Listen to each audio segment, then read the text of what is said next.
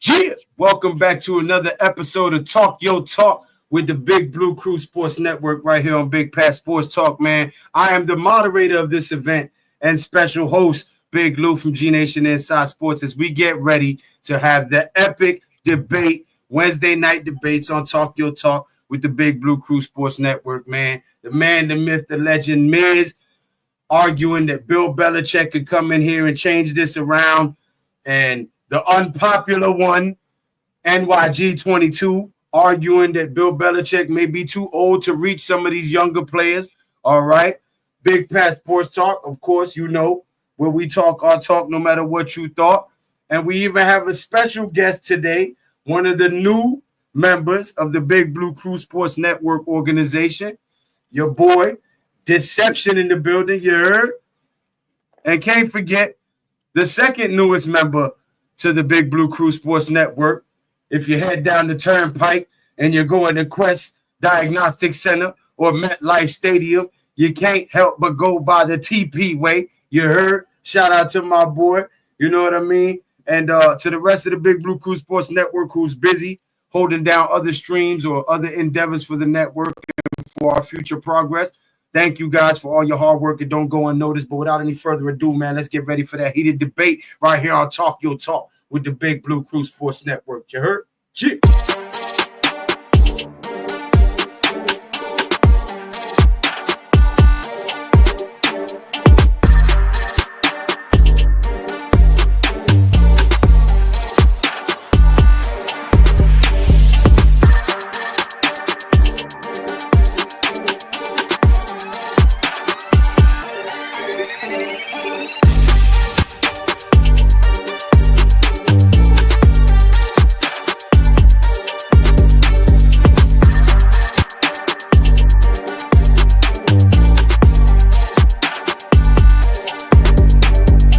Welcome to the Big Blue Crew Sports Network.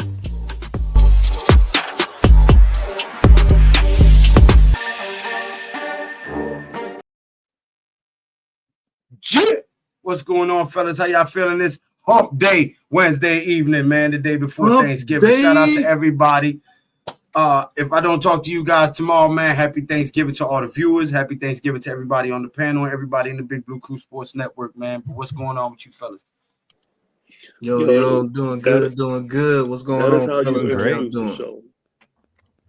Maintaining. Happy Thanksgiving to everybody, by the way, before we get into all the, vitriol and name calling and opinion throwing. Let's be, take a moment before we get into all that and just say happy Thanksgiving to everybody. Let's be grateful.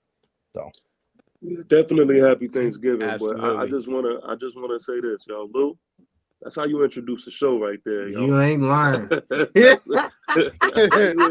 how you. That was dope. You made me feel more important than I am, brother. I appreciate that, man. So, fellas, Mr. Lou, you know Mr. Lou, G Nation Inside Sports is the moderator for the Talk Your Talk Wednesdays, and one of the biggest subjects and one of the biggest debates that everybody wanted to see was Miz versus TP way, the Bill Belichick way. Is Bill Belichick good for the Giants? Or is he not good for the Giants? Is he too old? Is he out of sync? Let's go with TP way and Miz, and let's get that debate going. You know, Miz is already hot. He's coming from the Unnecessary Roughness podcast, so he already been going through it, getting it busy. Miz is ready. TP is ready. Yeah, it don't take me much to warm up. Let's get it on. Yeah. So who wants to start it off first, man? Is it going to be Hold on. Sorry. Just want to give a shout out to everybody in the chat already. Shout out to the best following on YouTube, man. You guys are phenomenal. You know what I'm saying? Before the show even started, you guys flooded the chat, man. Nerd Cage, Brian Howard, Daniel Smith, Ghost Dog, E-Man Perry, Kareem Wilson, you know what I'm saying? Timothy Frith, Miz, everybody, man. Shout out to all you guys, man.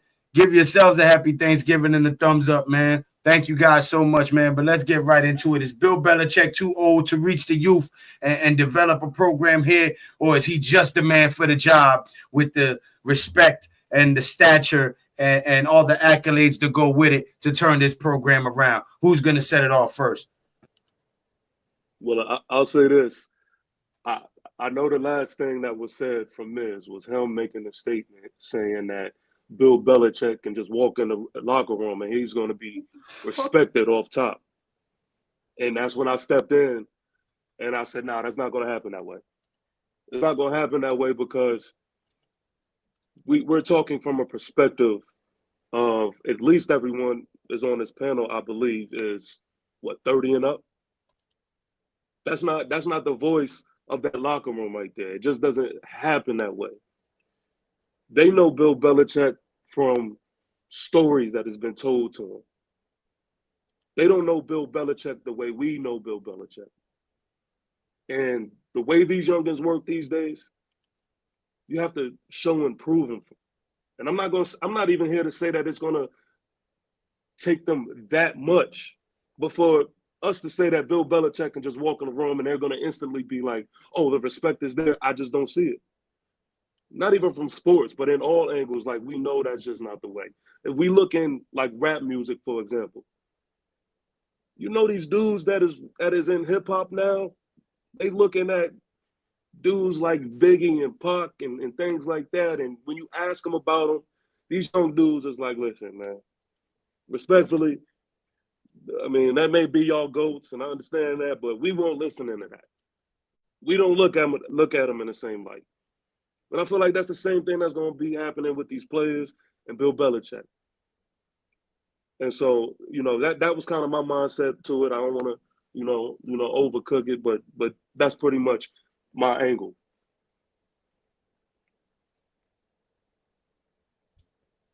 You muted, Not bad. Miz. Not bad. What you got, Miz? You Yeah, muted, so Miz. let me ask you this question, my brother. So Muhammad Ali walks in the room, and you're not going to be in awe. You're not going to have no respect for Muhammad Ali when he walks in that room. You're not going to shut your face and listen to what he got to say? Me? Yes, I will. Oh, you will. Yeah. So when Belichick walks in the building, and you tell me there's kids on this team that doesn't know who he is, which every single kid knows exactly who he is. But if they don't know who he is and he's got to earn their respect, you know what he's going to do? I'm going to tell you what he's going to do. He's going to take these little younglings around to the front hallway. He's going to say, you see these 4 fucking Lombardis that are shining in this glass cabinet that belong to the New York Football Giants? You see the first 2 on the east side? That's me. Bill Belichick and my defense did that. What you got to say about that, youngman? What they're going to say is, nice to meet you, Tom Brady's coach. Yeah. That's what they're going to say. You know what he's going to tell them? Nice to meet the man who drafted Brady in the 7th round and turned him into an NFL quarterback. How's that? What can you do for us now? Because we've seen what you look like without Brady. So these youngers want to know, what can you do for us now? Oh, he could do a lot. We don't like these. I'm telling you from the standpoint of this is what these youngins think. This is what the younglings think, bro, because the younglings ain't won shit. You have to. That's the football team. That's the reason why the Giants stink, my friend, because you guys, all these fans want to care about what the younglings said, what Nabers got to say in that locker room. Me, I want the ball. But if you had a real coach here, Nabers wouldn't open up his lips once. I got news for you. A Belichick, a Parcells type, okay, even a Vrabel. That guy wouldn't be running his mouth the way he was running it. And if he did, that shit would be shut real quick. We have a young football team. We can't get past that. And I'm not even saying that.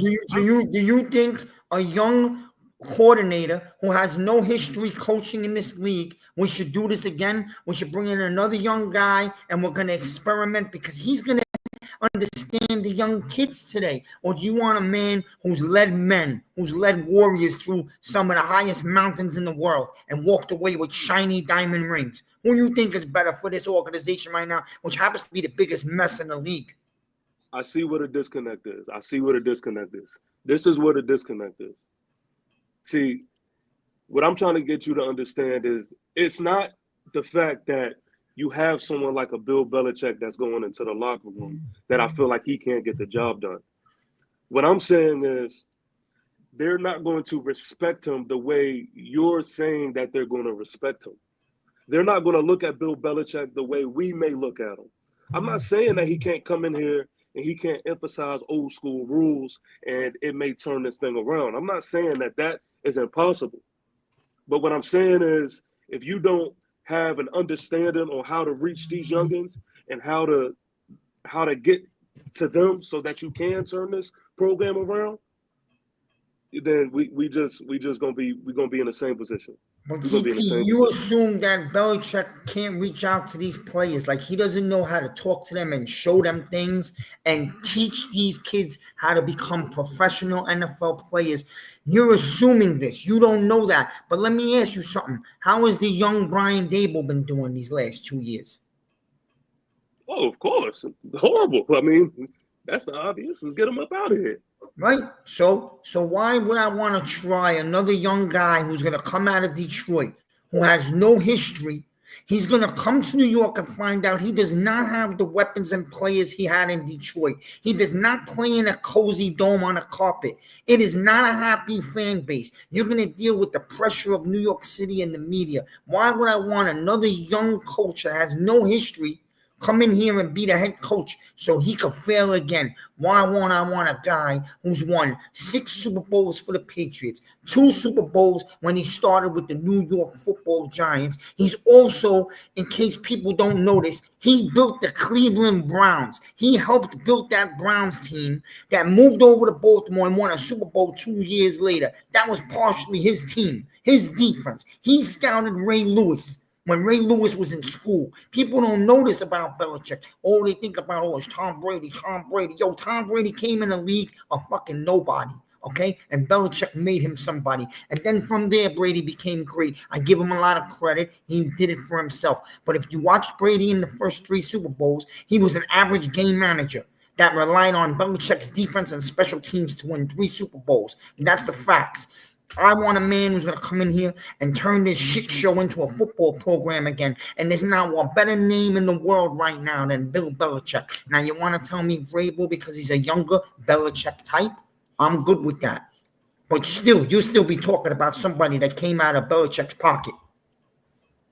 Every youngin, damn. Woo!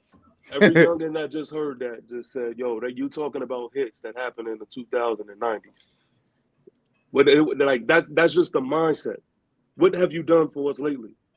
Because I mean, we was there when you was with Drake, man. It wasn't the same. Like that, and that's the thing. I'm not saying that it's impossible for Bill Belichick to come into that locker room and turn things around. But an old dog better have some new tricks. You see what's going over there in Detroit. You think everything is all old school? You think everything is just catered to how it was done back in the day? Not a fact. So I'm telling you, it's easy for us to say, hey, bring in the old school nosebleed. The game is not even the same. So you got to move with the times, or they're gonna move on from you on their own. No, TP, I love you. I love you, right? Nothing's changed about football. Trenches, power running game, play action football with a tough punch you in the face defense still wins championships. And you're watching the Kansas City Chiefs do it the old school way right now because it's not even Pat Mahomes this year. It's that front 4 on their D-line. It's the Giants defensive coordinator, Steve Spagnuolo. Facts, bro. I know what you're saying, but I'm going to tell you right now, there's nobody in this fan base. You got to be on crack if Belichick came to the podium and was announced the Giants' next head coach, and you're not happy about it. You better go check yourself into a rehab program if you think that. I think we argue on 2 different points. Because I hear what you're saying. You want somebody who's going to reach the young kids, and you think that you're a little bit hesitant about Belichick still maybe dealing with these type of kids today. I get it. It's just that I don't think that Bill Belichick is going to walk in that locker room and everybody is going to be like, yo, that's Bill Belichick. Oh man, like I don't think it's, especially a team that is right now we down bad. Especially a team that is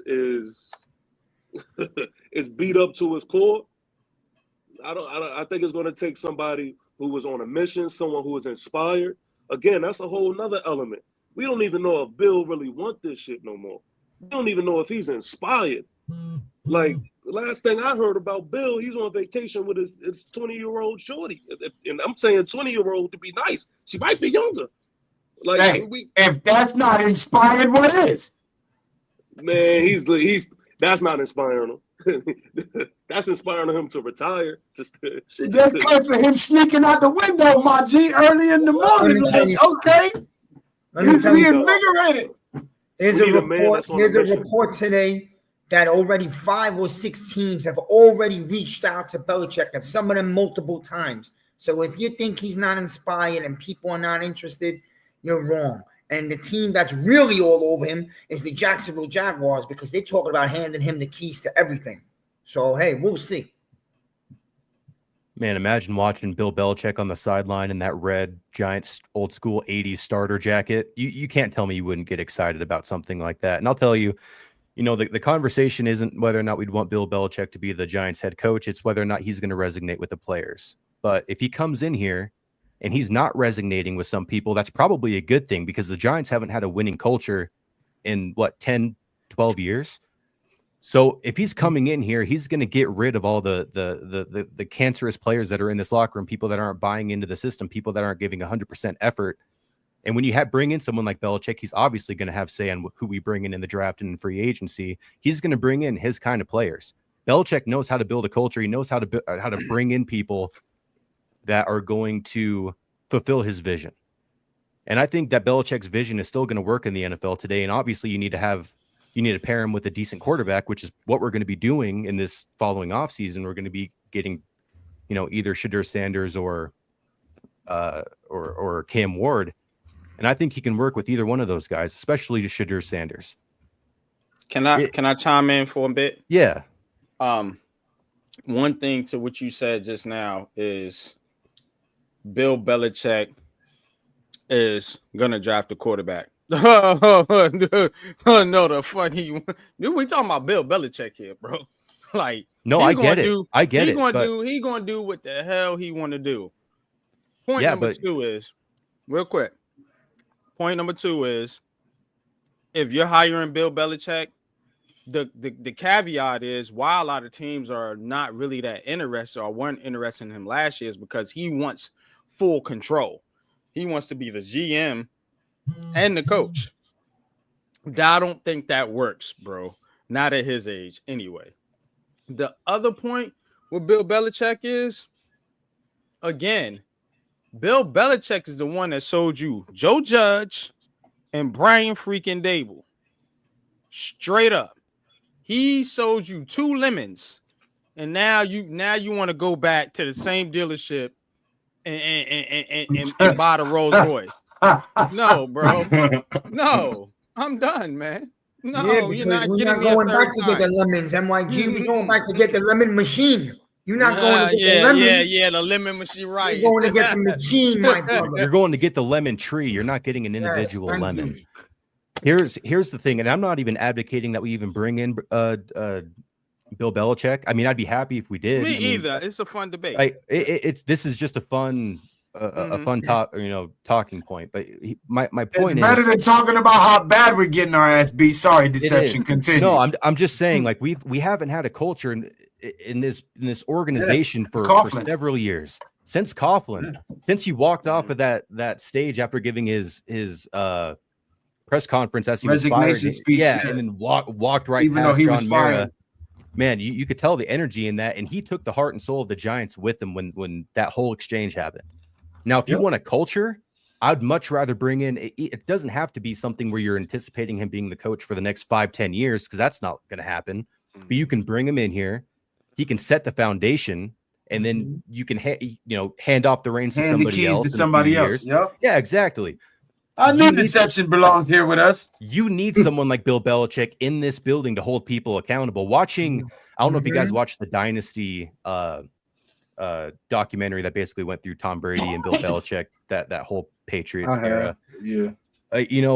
watching him in that show, it's like I want somebody in our building that's actually looking at coaches, looking at individual players. Even if a player is good, like, don't be afraid to coach up your best players. And it's like the same thing with like Malik Nabers, where it's so, and I understand where Malik Nabers is coming from in those post-game interviews and saying like he's voicing his opinions, because that's kind of what needs to happen in the building right now, unfortunately.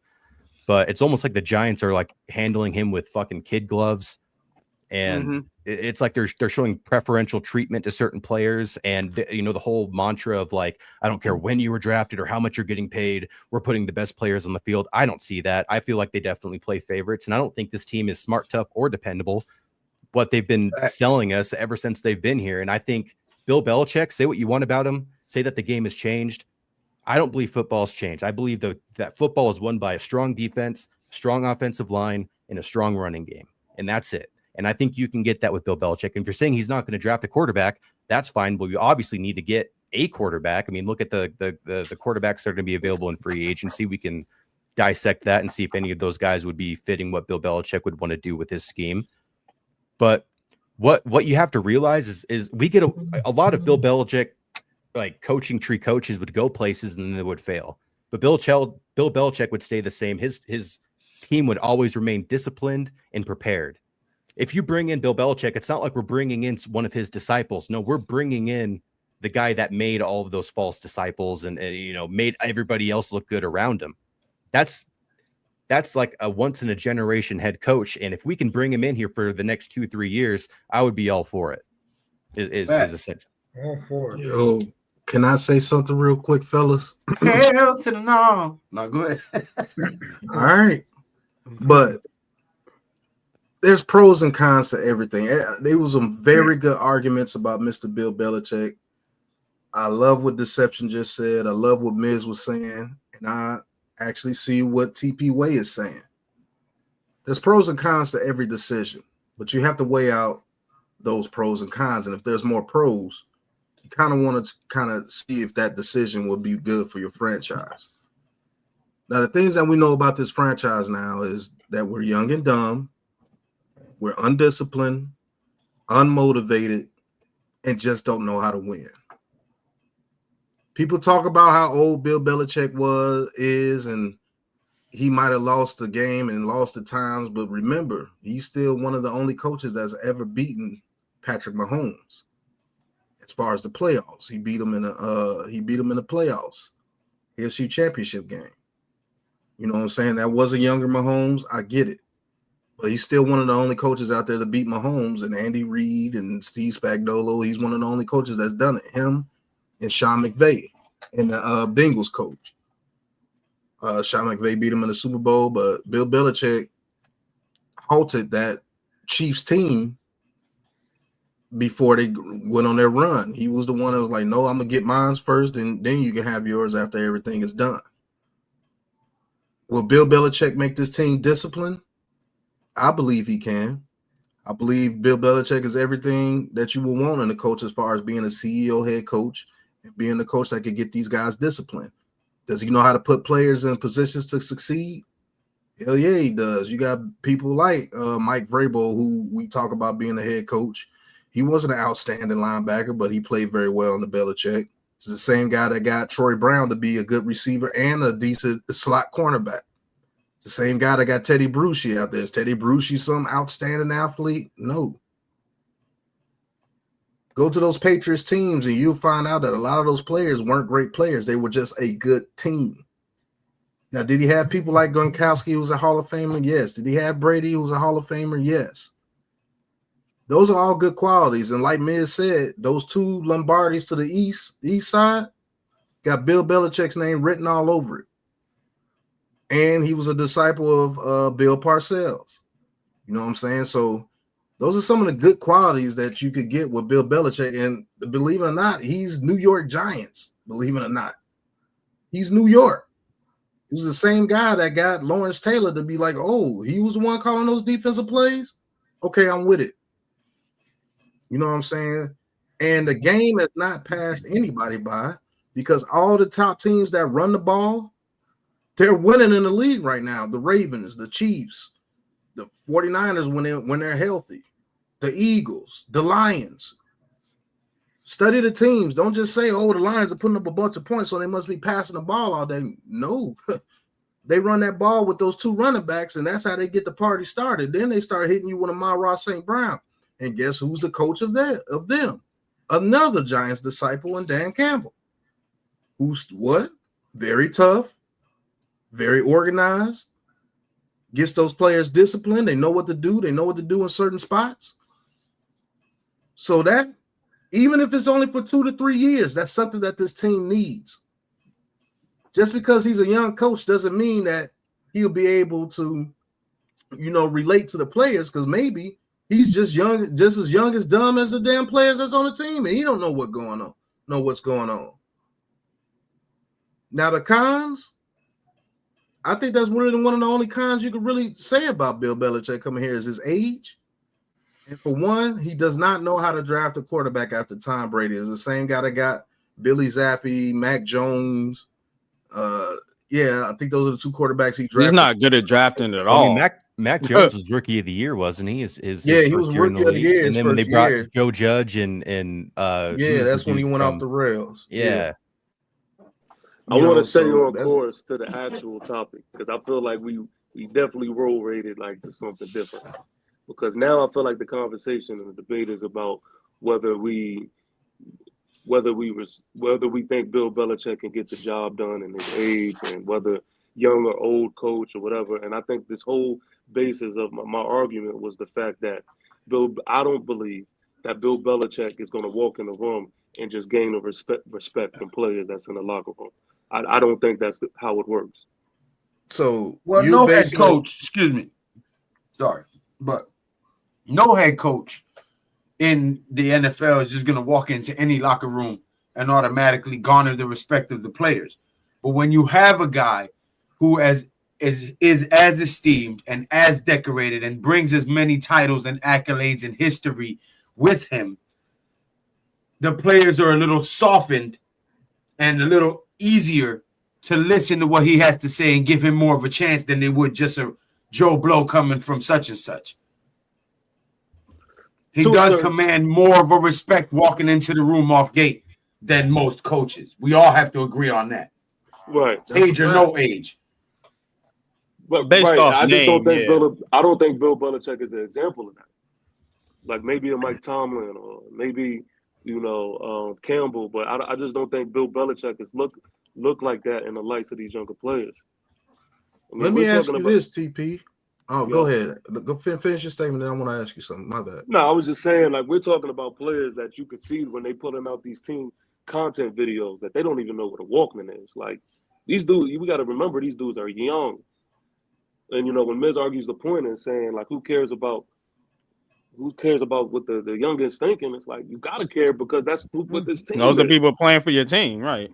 Right. Good so, point. But these youngins are 24, right? 23, 24. Yes. 14 years ago, Brady and Belichick was winning Super Bowls when they was playing Pop Warner and going into junior high school, watching every football game they could on TV. Who do you think they was watching? Belichick and Brady. How old were they then?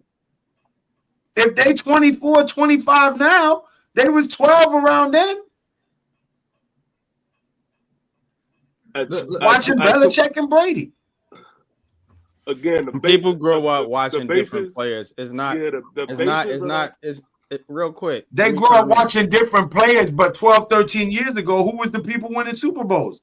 Belichick and Brady. So even though we was Giants fans, who the fuck did we see winning Super Bowls all them years? The Patriots. We got two of them, but they got, you know what I'm saying? A lot of people went through high school and middle school watching the Patriots win Super Bowls. Doesn't mean they went up looking towards Belichick and Brady as, the pinnacle of football, because I know for a fact, a lot of kids grew up looking at Cam Newton, Michael Vick, some other quarterbacks out there as well. So I don't want to diminish Belichick and what he's done, but I also don't want to put him on such a higher pedestal to where we can't criticize him.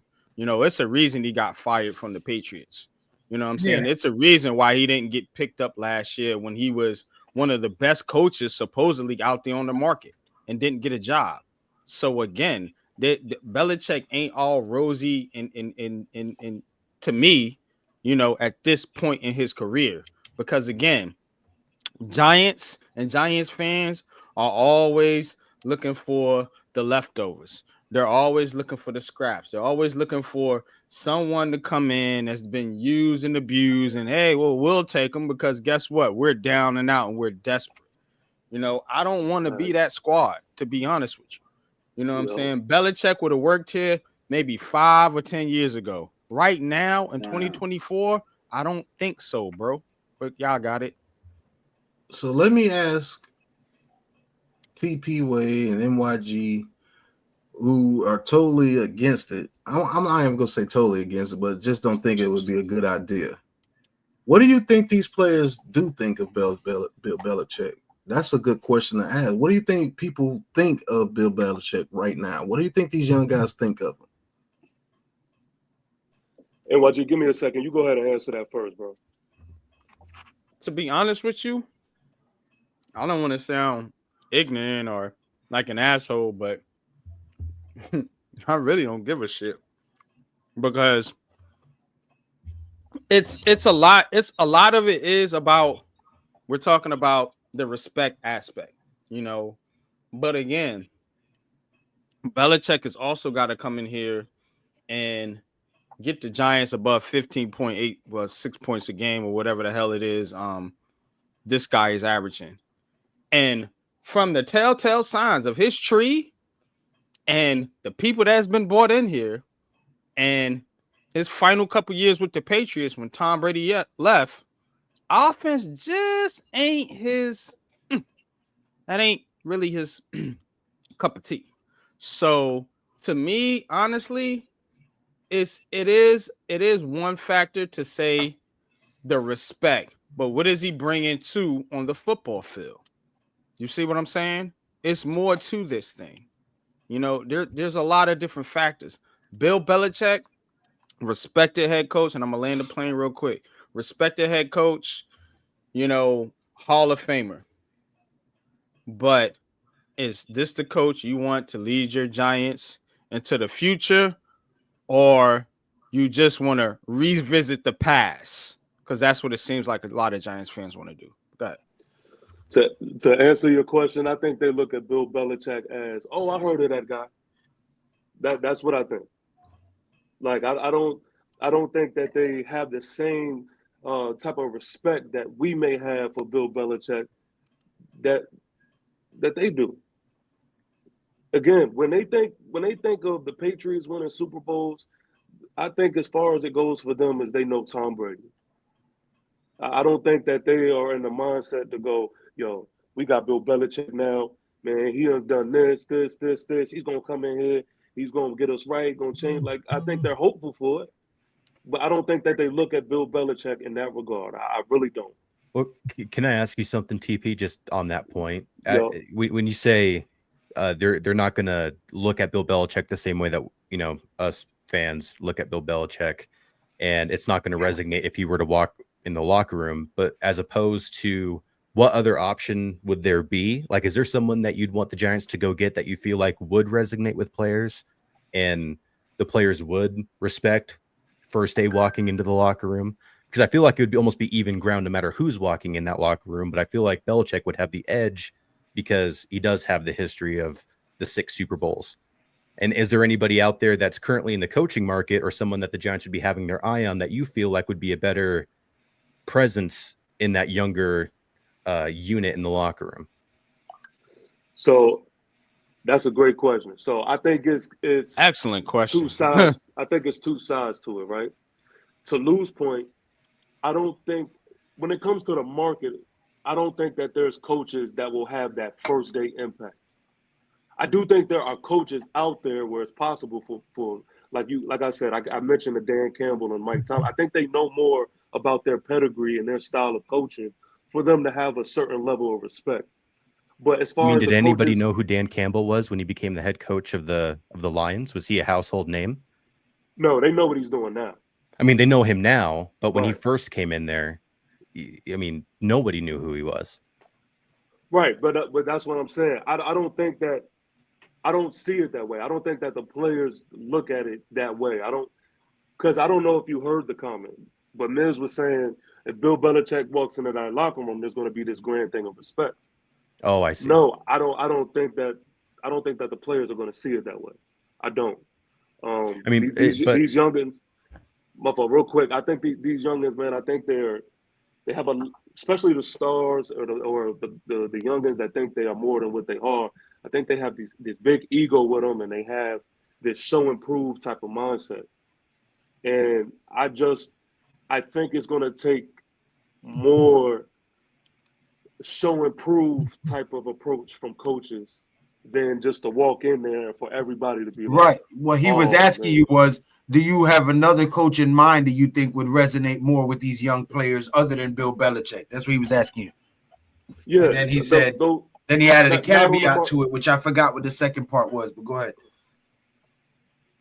So not on the market, no. But just off top, if we're saying like a Dan Campbell or Mike Tomlin, I think that these players I have one, but I think these players know them as coaches. If they would just so happen in the fairy tale world, to be the head coach for the Giants, I think they would have a certain level of respect for those type of gentlemen, especially like a Dan Campbell. But so you were saying Mike Tomlin or you were saying Mike Tomlin or Dan Campbell because of their more recent accolades that you think these younger players would gravitate more to them because they know them more. They're more recent in the memory of winning and coaching.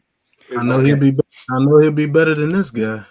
Well, and just speaking of Mike Tomlin, I know that the Steelers actually have a reputation where not a lot of free agent players actually want to go to Pittsburgh because they know the culture that's set there and they asks a lot from their players.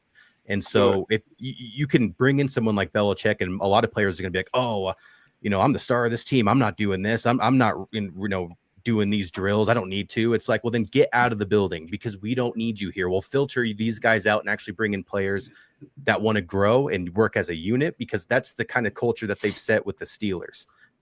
He's not very popular amongst, the majority of NFL players because he asks a lot from his players. And we can say that Bill Belichick coming into the Giants, he's going to be doing the same things to these younger guys, someone like Malik Nabers. And I feel like for someone like Nabers, I feel like that would resonate because I think Nabers just wants to win. I don't know if it's because he just wants to get 10 touchdowns or 15 touchdowns. I just think he wants to win. I think that's what's going to make him happy. And I feel like he's a competitor. Belichick is going to be able to get the most out of him. And you see players that are on those old school Patriots teams that were thriving. That's what Belichick is a specialist at. He wasn't the best at drafting. He was the best at getting the best out of the lowest market players. Can you imagine a Belichick defense with Dexter Lawrence, Brian Burns, and Kayvon Thibodeau? I got Bobby Okereke. Listen. You asked the question about who would be or who could command that type of respect and that type of attention outside of Bill Belichick. And I heard everything you're saying, and I'll give you somebody. His name is Deion Sanders. Deion Sanders comes in this building right now, and I guarantee you he will command absolute respect within that Giants locker room and within that Giants organization. I promise you that. That's a real good one. And again, I have a question for you, NYG, and as far as Deion Sanders goes, do you think Deion Sanders is a good head coach or do you think he's a good college recruiter? Because I don't think he's going to have the same kind of advantage that he has in the college scale, especially playing in a place like Colorado in the NFL where things are a lot more equal when it's just solely based on your coaching. Because he has that advantage because he's able, with just his name alone, the clout, able to bring in all of these like 5-star recruits, and then he's able to basically bulldoze all of these young or lesser opponents in that conference. He's not going to have that same kind of advantage in the NFL. So I guess I would have some trepidation about bringing him in, thinking that coaching style is going to translate, because I feel like it's more or less him just being a bigger personality and drawing in those that younger group of young college recruits, and then being able to win on sheer talent alone. Like how many I was about to say how many like 5-star recruits are like on their offense, defense, and compared to last year, and just that would be my only like pushback on that. And I'm curious to know your opinion. A great point. Mm-hmm. Okay, so let me answer because this is what debate is. So let me respond. First of all, I think Deion Sanders is a good head coach. I think there's certain coaching styles that you have to understand when you're looking at head coaches. You have the play callers, the ones that are good schematically. You have your CEO head coaches, you have your motivators, you know what I'm saying? I think Deion Sanders falls in that category of a CEO motivating type head coach. And I also think if he's going to make a jump to the NFL, this is a perfect opportunity for him because guess what? He can come in and help coach his son along the way if that were to happen. Also, to be honest with you with the recruiting thing, the NFL sort of like recruiting too. Remember, Saquon was being recruited to the Eagles before he even hit free agency. A lot of this shit is recruiting. A lot of this shit is personality, who you know, who you don't know, politics, who you like, who you don't like, so on and so forth. We see the nepotism in the NFL. Now, the problem with the Giants is they don't got no motherfucking clout. Don't nobody give a fuck about them. You know what I'm saying? But you put Deion Sanders here, you know what I'm saying? All of a sudden, that changes within an instant overnight. You know what I mean? And to be honest with you, Deion, his coaching style is something that the Giants need because the Giants need to be fucking motivated. These dudes can play. You know what I'm saying? And we went through all the schemes and the Jason Garrett scheme. I'm tired of schemes. Give me somebody that's going to hold these players accountable and get them playing motherfucking football. You know what I'm saying? Deion Sanders, I know off rip is going to be able to do that, and he's going to be way more relatable than somebody like a Bill Belichick because guess what? Deion got the swag. I bet you players know more about Deion than they do about Bill Belichick. Talk to me. Here's where I'm going to give you pushback on that. Mm-hmm. I thought you wasn't debating, but go ahead, Mr. Moderator. But I mean, he still can speak, sir. Right. I'm just fucking with him. Go ahead. With the clown show that we got going on now, okay, and the clown show that we had going on with Joe Judge prior to the Dable and Shane era, I don't think Shane and then Hard Knocks Life added to that on top of it. I don't think Mara wants a father and son duo as head coach and quarterback so that the clown show continues from the media side. I think he wants to rebuild quiet under the radar and then let everybody know when we whipping everybody's ass. Like, I think Mara's already fed up with all the negative attention and negative press that they're getting to the point where they're calling the networks, asking them to stop saying stuff. You want negative press, Lou? Let me tell you what's negative press. Negative press is the Giants have the number 1 pick and they pass on Sador Sanders and take Jalen Miro. That's negative press, bro. That you see what I'm saying? It's all negative. Exactly. That's what I'm my point. Listen, it don't matter. They're not going to win by staying quiet.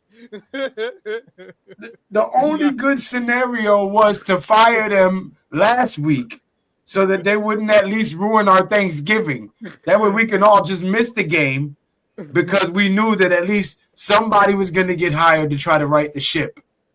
But now we have to watch the game hoping that it's so bad that they fire everybody. So the good food we're going to eat is going to turn in our stomach watching the shit show of a game. You should have just fired everybody last week so that we can just skip the game and enjoy family and food and know that we're going to lose but not worry about watching it in hopes that we're going to hire the right coach. But no, you couldn't even do that. You're going to force us to watch the shit show on Thanksgiving. Dash, when you gonna pull up to the Talk Your Talk podcast and come talk your talk? Because you talk a lot too, brother. No disrespect. But listen, this was a great debate about this Bill Belichick thing. And how can we end this part of the show, this part of the debate, without letting the Miz get his last thoughts about the whole Bill Belichick thing. Yeah, let me say something. I sit back and listen to a couple of you. Cook, Miz. No, I love you guys. You sound like a bunch of fucking clowns, okay? I'm going to tell you why, right? Here's my reason why. You sit here, you tell me that Belichick's been used and abused when he's used and abused the shit out of this league for 3 decades. And you're going to tell me he got used and abused? I don't know what I'm listening to over here. You cry about Dable as a clown, but you don't want Belichick. Do you hear yourself? What are we talking about here? Yeah, look at this guy. Look, man. I mean, this guy right here is in the league Look at him. because of Belichick. Yeah, Isn't this guy in the league partially because of Belichick? Off the screen. Yeah, yo. So listen, man. What are we talking about here? I mean, let me see something here. Hold on, man.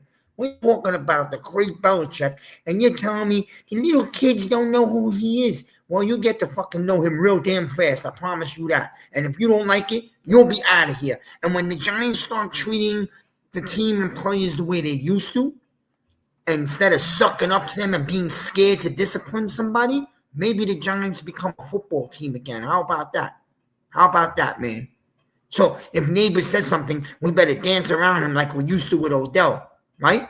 Instead of giving the coach the strength to make these kids into men by disciplining them. Ain't nothing changed in the world. The only thing that changed in the world is that America got fucking soft. That's the bottom line. So, but when you get tough again, when the Giants get tough and get back to being the New York Football Giants that the country remembers, maybe the Giants will win again. And you know who's got that written all over his face? Bill Belichick. And the only other 2 guys that got that written all over them to be the most perfect guys to turn this whack circus into a football, New York Football Giants team again that has respect and pride. And you're not going to come in our building with your fans because you're going to get a beat down from our defense. You know who? The only 2 other guys, they're too old to do it. Those guys are old to do it. It's Parcells and Coughlin. Those are the only other 2 guys. Belichick has a couple of good years left. You know, I heard Sims say that he would coach for 4 to 5 more years. That's good enough to put the Giants back or almost at the top, or at least in a trajectory straight north. And right now, that's all you could ask for. Because, yo, take a look at us, bro. We're embarrassing. The only thing we talk about tomorrow is will the Giants lose by 10 or 35? Or the Giants lose by 10 or 35 tomorrow? That's all you want to know. Are we losing by 10 or 35? Is Nabers going to cry on the 50-yard line in the middle of the 3rd quarter? Or is some other guy going to quit?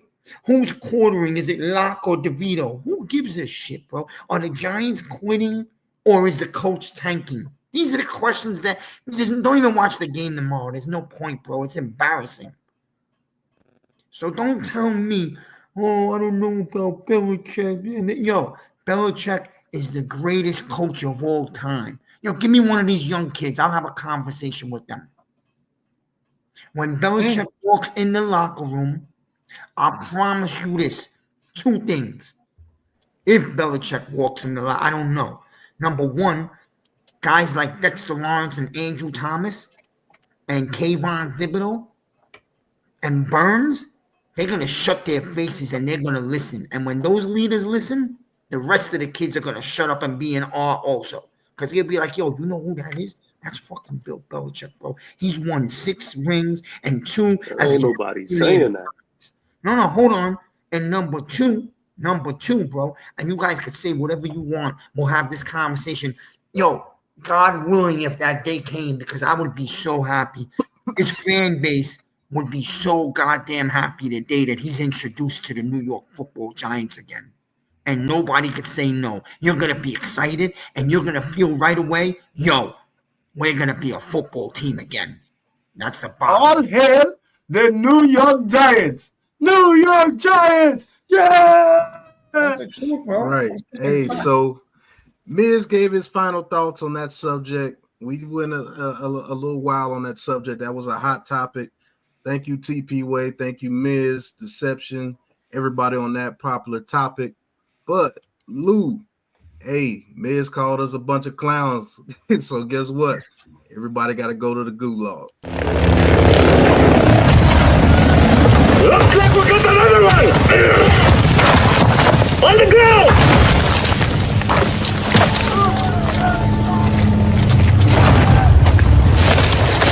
This is the gulag. In here, you fight to win back your life. Gates! Let's go!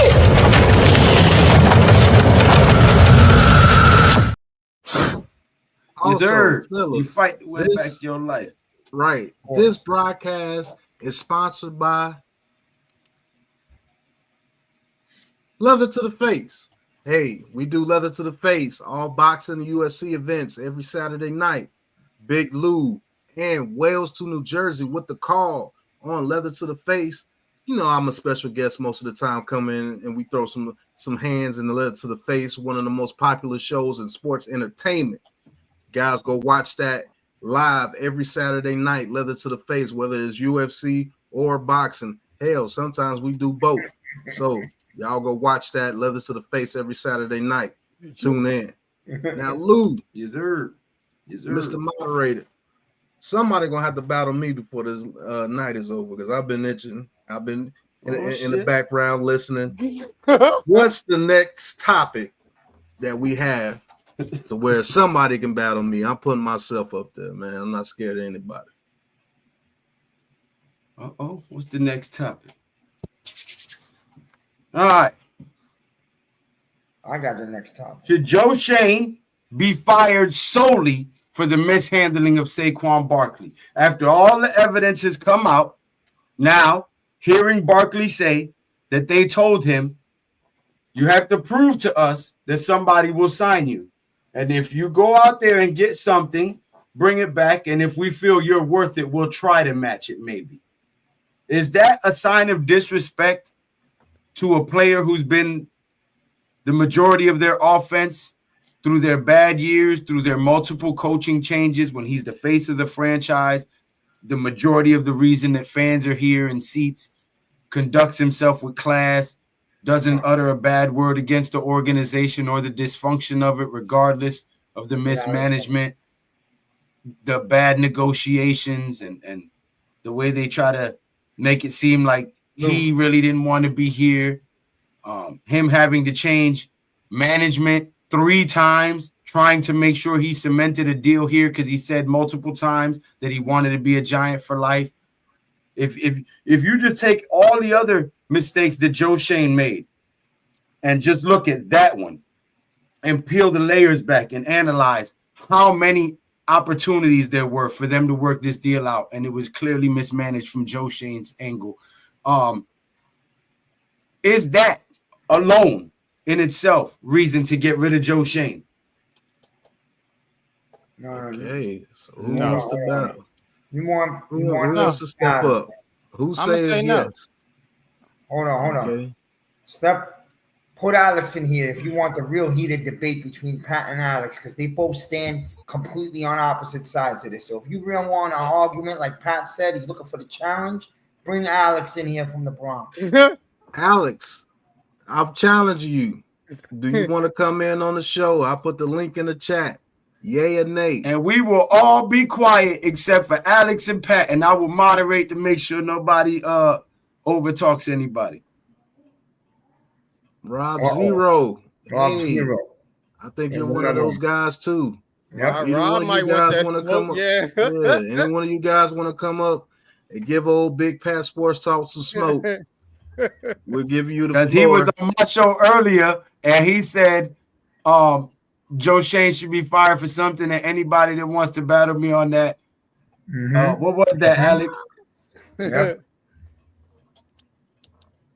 Because I agree, actually. I believe he should have been fired for that alone. So I'm not fair. So I'll step out the way on this one. Yeah, me too. You guys wore me out with Belichick, so I'm gonna stay here. Pause. Go battle TP. You guys are still grabbing tight ends? Pause. Yes, Rob Zero. Yo, you killed me with that pause. I say, yo, that motherfucker did.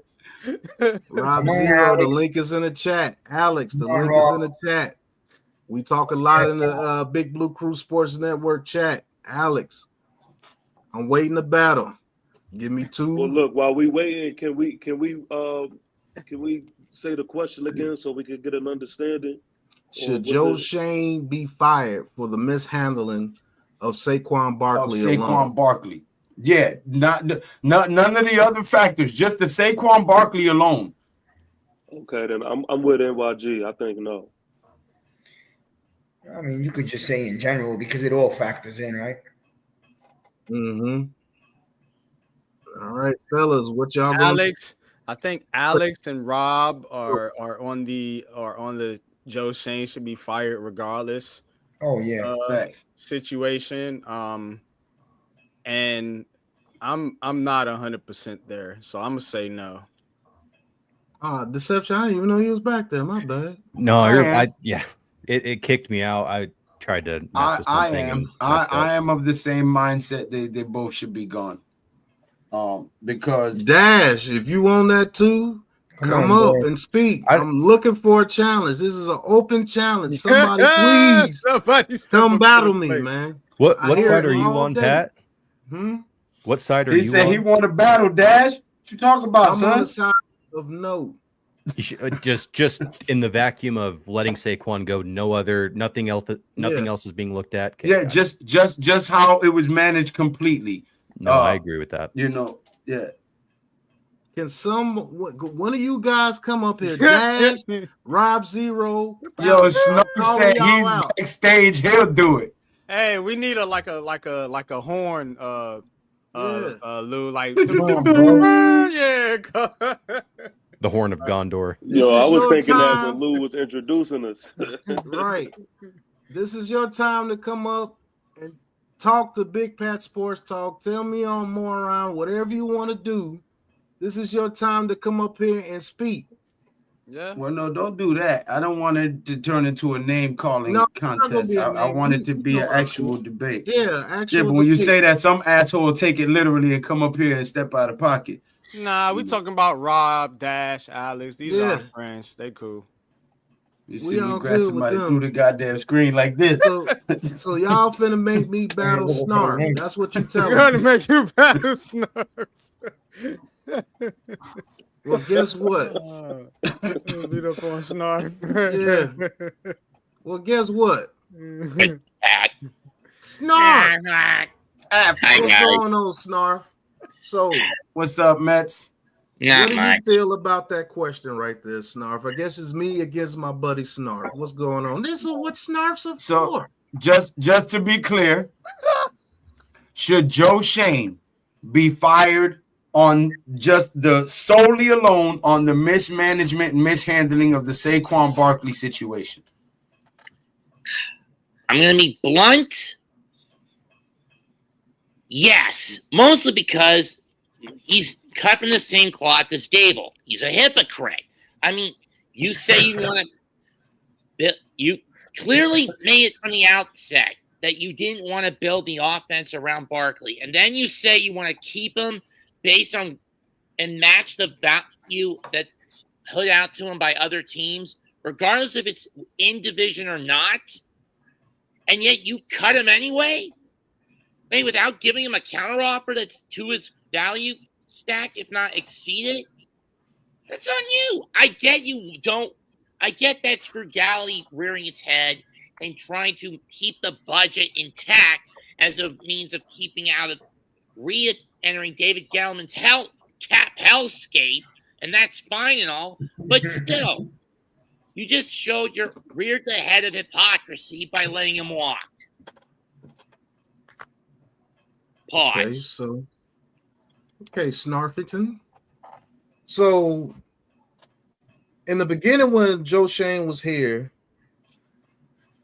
I want you to answer a couple of questions for me. When Joe Schoen was here, did he not offer Saquon Barkley a contract first? True or not? True. Okay. So Hey, wait a minute. You don't control nothing, boy. All right. Secondly, when they came to the offseason and they offered Saquon Barkley another contract, oh, here we go.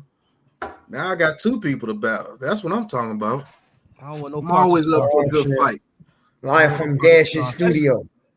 Dash, I asked you the same question, Dash. Salute, Dash. When Joe Shane was here, oh, snap. I got three people to battle now. Yeah. All right. There we go. Cool. I asked all three of y'all. All right, Listen, now hold on. Let's be listen. clear. Don't ask for. Listen, don't ask for the bull. Don't ask for the bull. You're gonna get the horns. No, man, Rob, I'm not worried about you, man. That is a pause. Straight up. What's up, Rob? Hope everything's well with you, brother. Who was offered a contract first? Was it Barkley? Was it Jones? Who was offered a contract first? Barkley. It was Barkley. Okay, so when they came out and said that they wanted a priority of re-signing their own players and bring players back home, that means that he held Saquon Barkley in the highest regard of the players that he wanted to bring back, correct? Because he offered them first. Yes. So when we got to the offseason, I know Rob disagrees with that, but if they would have franchised Daniel Jones, we probably would have been still in cap hell and probably wouldn't be able to sign Barkley like that because he would have went for nothing. He would have left for nothing like he already did.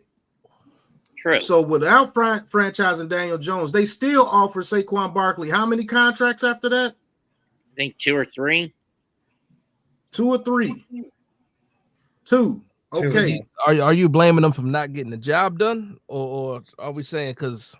No, they're saying because he left and went to the Eagles, he should be fired just for that. Oh no, I'm not. No. That's not the question that I posed. I gave explicit details.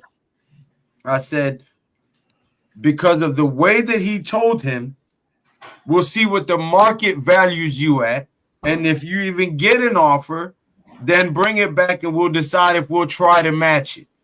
When this guy has been the face of your franchise, conducted himself with class, no off-the-field issues, has bore the brunt of the injuries and the offense throughout 2 regimes, despite the clown show and everything else and multiple injuries, never spoke out, was the workhorse.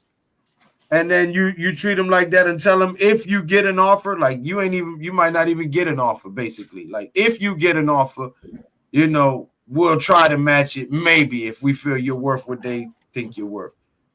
Like so if you for the whole mismanagement of that situation, should he be fired alone? And he didn't even do that.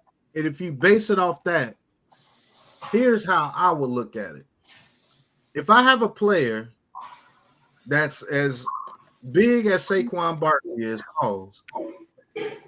and I tell him, hey, I don't really know what your running back market is. Nobody really knew what the running back market is. You can sit here and lie if you want to.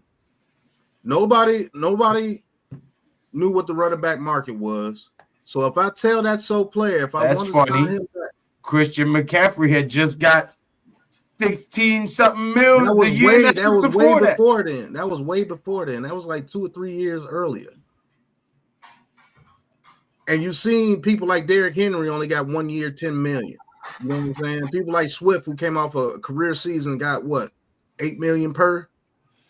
Yeah. So if I tell my running back to go out there and see what the market is, and come back and talk to me, at least give me that option to match it. Is that a form of disrespect? Tell that player that, hey, go find out what your market is, because I don't want to offer you anything right now and it'd be low as fuck and it'd be seen even more disrespectful than what people already think we've done. But he's the GM. It's his job to know what his value is. Who knew what the market? Nobody knew what the market was. That's his Nobody job. knew what the market was. Nobody knew. But it wasn't Barkley's job to know that. It's Shane's job to know that. Nobody knew exactly what the market was. But yeah, nobody knew. Even on Hard Knocks, when Joe Shane Chris Rossetti fucking knew. When Joe Shane was in the office and he said who's going to offer him that much money? And he simply said, a team with money. A team with money is going to offer him a contract. Who's going to offer him the contract? He said, a team with money. That's all. No, like I said, we offered him. What was it? 12 million? Was it 12 million? Is what Not we got even that. They to? offered him. What are you talking about? Last offseason? No, I'm talking. He's talking. I'm assuming The he's talking about first this offseason. was 12 million. The second offseason, they offered him up to 13 million. That was reported. Yeah. He didn't get much more than that. Yeah, the first one was 12. He turned it down. The second one was 13. He got 12 and a half.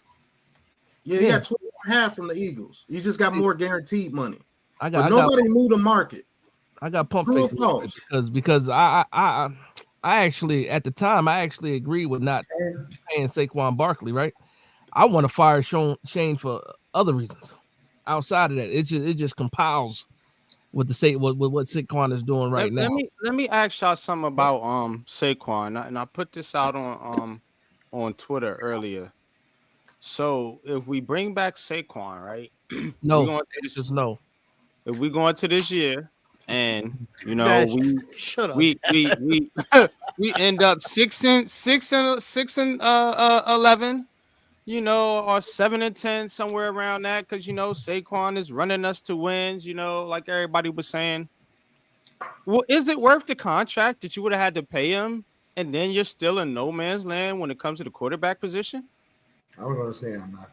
That's after the fact, though. Still, that's after. But a lot of people like to do that. They like to look at after the fact. So, excuse me for. I mean, for me, Saquon Barkley is just the icing on the cake of why Joe Schoen should be fired. So I'm gonna let the other people answer the Saquon Barkley question. I can go into all the reasons why I don't want Joe Schoen here.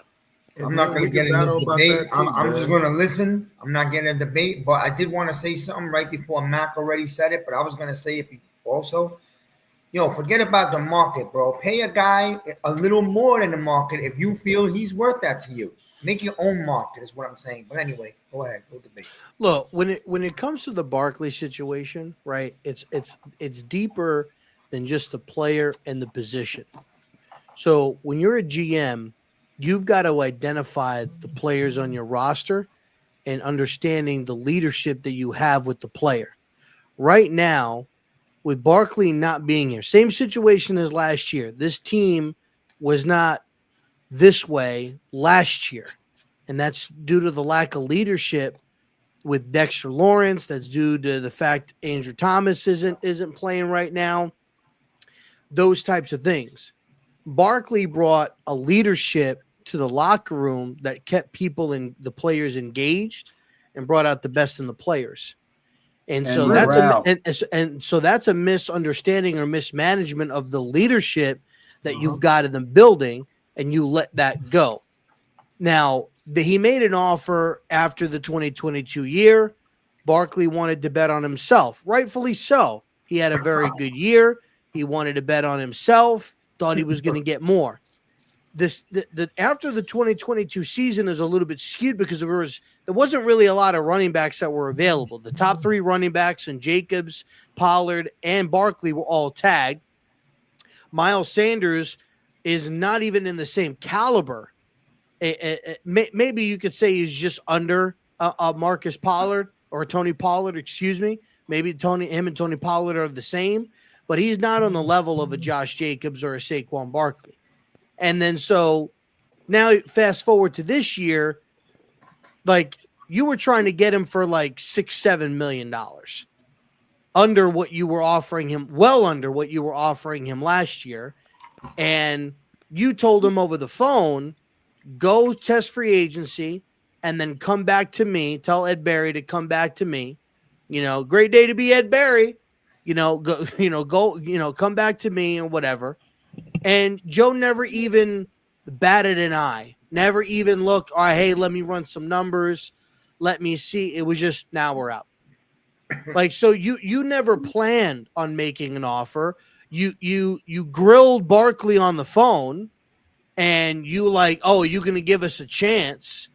Like you put his integrity or his word into question over the phone. And then Ed Barry calls you and you're like, nah, we're good. We're out. I'm not going to do that. So yeah, I mean, it's hard to physically say if you're just looking at the Saquon Barkley situation. Should he be fired? It's a tough sell. I'll say that. There are other reasons why Joe Schoen should be fired, but there's a lot of things in the Saquon Barkley situation other than just re-signing the player. It's understanding the leadership in your roster.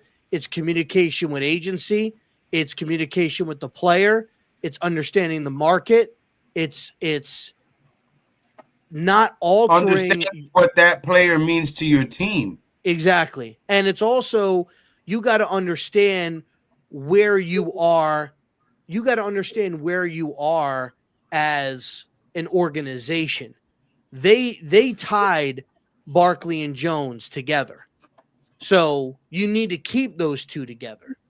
And if you're not going to keep those two together, then what's the point of bringing one back without the other? Especially when you've got a guy like Tim McDonald saying 95% of our offense, a quarterback, if it's Daniel, depends on a running game. What are we going to do? He's all our touchdowns. He's all our explosive plays. He's all our yardage. Well, we didn't pay him $42 million to hand it off to a $12 million back. No, you paid him $40 million to hand it off to a fifth-round pick and a $6 million back. Great job, Joey. Hey, is that fifth-round pick doing pretty well, though? I mean, it's not about whether the fifth-round pick is doing well or not. It's not about whether he's doing well or not. And that's what my problem is now. So why doesn't it not matter? So here's my issue with Joe Schoen. Like that fifth-round pick, right, that he picked up, who looks like a pretty good back, is a replacement of a fifth-round pick running back that he drafted the year before. Eric Gray. Yeah, so my issue with Joe Schoen is that he did a horrible job building this roster. He's replacing his mistakes twice now. Multiple times. Three times. Just in 2024 alone, we talk about Nubin, who's a safety. We talk about Theo Johnson. He's a tight end, running back. Tracy, cornerback. Phillips, wide receiver. Nabers. They're all replacements of previous draft picks. So no other franchise replaces players that leave? I don't care about other franchises. I'm talking about the New York Giants. Is it okay for those other teams to suck and the Giants? Just because other teams suck, the Giants got to suck too? I don't care about other teams' mistakes. But that happens in the NFL, brother. That's normal. But a lot of those other teams, they're not in the same situation as the New York Giants. Like another thing too is when you're asking what kind of players are you replacing, are they good players or are they back into the roster players? And what it seems to be a recurring theme with the Giants and especially with Joe Schoen is that we're letting these high caliber players walk out of the door and getting nothing in return, like Saquon Barkley, Xavier McKinney, Julian Love, who's the Leonard Williams for Seattle as well. You're watching these guys and they're going and making like impactful differences on other franchises. And we had all those motherfuckers on the same team at the same time and we did nothing with them. And all I'm saying is it's okay to not want to pay these players. It's okay to feel like you can allocate that money into other areas of the team, but just to let them walk out of the door for nothing is negative. Said, fuck that. Somebody send me the link. And Decept, here's the other part of that, right? So 2022, you come in, you take a guy like Cordell Flott in the third round, right? Whatever position you want him to be, you want him to play nickel. He was drafted to be a nickel corner. He's not getting on the field. He's not really playing. And you're not really giving him the opportunity to play. Last year, in 2023 comes along. I don't believe that they took a corner, but he was it took him in like the 6th round in Trey Hawkins. But then you don't give Flott the playing time last year. You don't go and give Flott the playing time last year, which last year when the season was over, that would have been the perfect time to let Owens play, Belton play, Flott play, all of your young guys that you invested in, to let them play to see where you're at. So you don't play Flott. You drafted him. Now, granted, you could say, well, that's not the GM's. Well, you know what? The GM should be going to coach and saying, yo, I drafted this player. Why is this player not getting any playing time? I invested. And You know, then he I drafted invested his into this, replacement. and then he goes and he drafts his replacement in Drew Phillips to make up for the mistake. It's the same thing that he did with the offensive line. Oh, I'm going to take McKeithen. I'm going to take Zudu. I'm going to take Neal. And then the next year you take JMS. You don't take any other linemen, and then you're like, holy shit, these guys fucking suck. Excuse my language. You know what? Illuminor. I got to you know what? Screw Barkley, screw McKinney, Illuminor. You are a giant because you wanted to be here all along. You wanted to wear 72. So real quick, just to give this argument some credibility, man, because I mean, you guys know how I kind of feel about this regime in whole, but again, you know, I think there is some blame to be spread around here, and I don't think it's all on Joe Schoen as a lot of people want to point the finger at. And to be honest with you, when you're talking about the drafts, we gotta give these drafts some time to kind of pan out, fellas, because we just here's the pushback though. Hold up. Just talking about the 2022 draft in itself, which was basically a draft that they came in here, you know, seeing what they had. You know what I'm saying? It was a roster. It was scouts that was with Dave Gettleman. So they came in here, you know, that draft, you could say with it what you will, but to be honest with you, I don't think they really started drafting themselves until 2023. And you know what I'm saying? For the team that they're trying to build.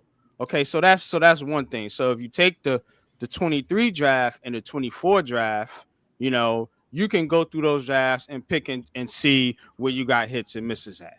And another thing people got to understand too, not every single pick is going to hit. You gotta say how many picks is this? Well, how many picks is that? Well, shit, do you expect every fucking 6th, 7th round, 5th round running back to hit? Of course not. You're going to have to take swings. You're going to have to take swings in those types of positions. You know why? Because those are pretty much low value positions considered in the NFL. So you take swings like that at safety, at running back, at tight end. You know what I'm saying? Now, I'm just going to argue that point. I can argue the other side of it too, but just take that and use that into consideration before we say this dude and everything he's done has been a complete utter failure. Well, Kenny, I'll say this. Hold on, Kenny. Let me say. Hold on, one at a time, folks. Hold on. That's one thing before I let Alex and then Rob, or then Alex, however y'all want to decide it. Another thing that people are not taking into consideration, the GM picks the players, but it's up for the coaching staff to develop them. Thank you. Nobody's taking that into the account. I gotta say something. Okay, but we can't. We gotta let one side speak, then one side speak, then one side speak, then one side. I gotta make a run in. No, because he can't debate all three of them by himself. Yeah, I'm not. I'm gonna mute up for a minute. Go ahead. So real quick, and I'm not gonna accept the excuse of the team that I'm gonna bring up here. Why is Carl Karlaftis, who was taken in the same draft class as Kayvon Thibodeau, performing better than Kayvon Thibodeau? Why is a guy like McDuffie, who was taken in the draft, performing at a high level at the corner position with the Kansas City Chiefs? Why are those teams able to draft George Pickens? Why are those players able to be taken? I understand that coaches coach, GMs GM, you know, and shit like that. But these guys, pardon my language, I apologize. But these guys are constantly at the podium, at the table, saying we are in lockstep every step of the way. We are in tune. We talk every day. Shane knows the depth chart. Shane knows who practices. Shane knows the game plans. Shane knows everything. Dable includes him in everything. Shane includes Dable in free agency, in draft, in every single thing. These guys are like butt buddies. So to me, it's like, how are you not? Like, they are in tune with that. So I don't I can't agree with the fact of we got to give these guys time and these guys time. Unfortunately, the team and the organization, the way that it is, Rob, you don't have time because you're drafting and you need those draft picks to hit immediately because they didn't set us up to where we could be patient. Teams like the Bengals, teams like the Chiefs, teams like the Ravens, these winning organizations, they can take a player and then that player maybe take a year or two to develop because they are in a better position. We are not in that position. On a better developmental franchise. The Chiefs know how to develop players. Can I get a quick The Steelers can develop players very well. They've been proven to do that. We're going to do 2 minute time limits. We're going to do now we get time limits. Hold on. Go ahead, Alex. I'm gonna start blowing my goddamn whistle around. He brought out the whistle, bro. I got a quick rebuttal. Because baby doll whistle. We talk about coach development, right? We talk about coaches developing these draft picks too. But nobody's saying that about the 2024 draft class. So it's the same coaches coaching this 2024 draft class, and they ready to crown the 2024 same coaches. So we're talking about developing players. That's not me, sir. Tell them, Dash. Tell them, baby. No issues. That's they not got no me. issues developing. No, I'm just saying that's the point you brought up about coaches. Yeah, it is. You have draft picks. It goes the same for the whole team. We're 2-9. They're not developing players correctly, brother. But then why is this draft? Wait, hold on. No. Let Alex go. Hold on. Let Alex go. He's been waiting. Wasn't it you, Pat, several weeks ago that said on Twitter that Joe Schoen is overhated for drafting when you tweeted that PFF, the grade of Andrew Phillips? Was that not you? Yes, he's overhated for drafting. That's a fact. Because he has good players and bad players. No, he has a majority of bad players. And if I can, I'll take it here for a few seconds. Number one, we talk about the coaching, right? It's as I think Dash said it. It's okay for 2024 for that excuse not to be in there. For 23 and 2022, we have to blame the coach. That's number one. Number two is some of these players are garbage, okay? Anyone on the panel, please raise your hand if you knew who Josh Azudu was before he was picked. Okay, I actually did. So one out of 8 people. 1 out of 9 people. Okay, that's fair. And what is he doing right now? And a further point about Azudu, right? This was one of the most stacked O-line classes in a half a decade or a decade. Scouts were saying this. You see so many teams across the league, and this is outside of the first round. You got Mason McCormick and all these other cats. Brandon Coleman for the Commanders. But Joe Schoen, because he had so many roster holes to fill because he did such a terrible job, he didn't draft any of these linemen. And guess what? Azudu is still the swing tackle, or was. And then you said, okay, no, Evan Neal is our second piece. By the way, I'm not going to give an excuse to Joe Schoen for 2022 and 2023. He was not sitting behind a computer like we all were. He was in Buffalo scouting these guys. He was in a front office. He picked some of his guys, not all of his guys, to come in for 2022.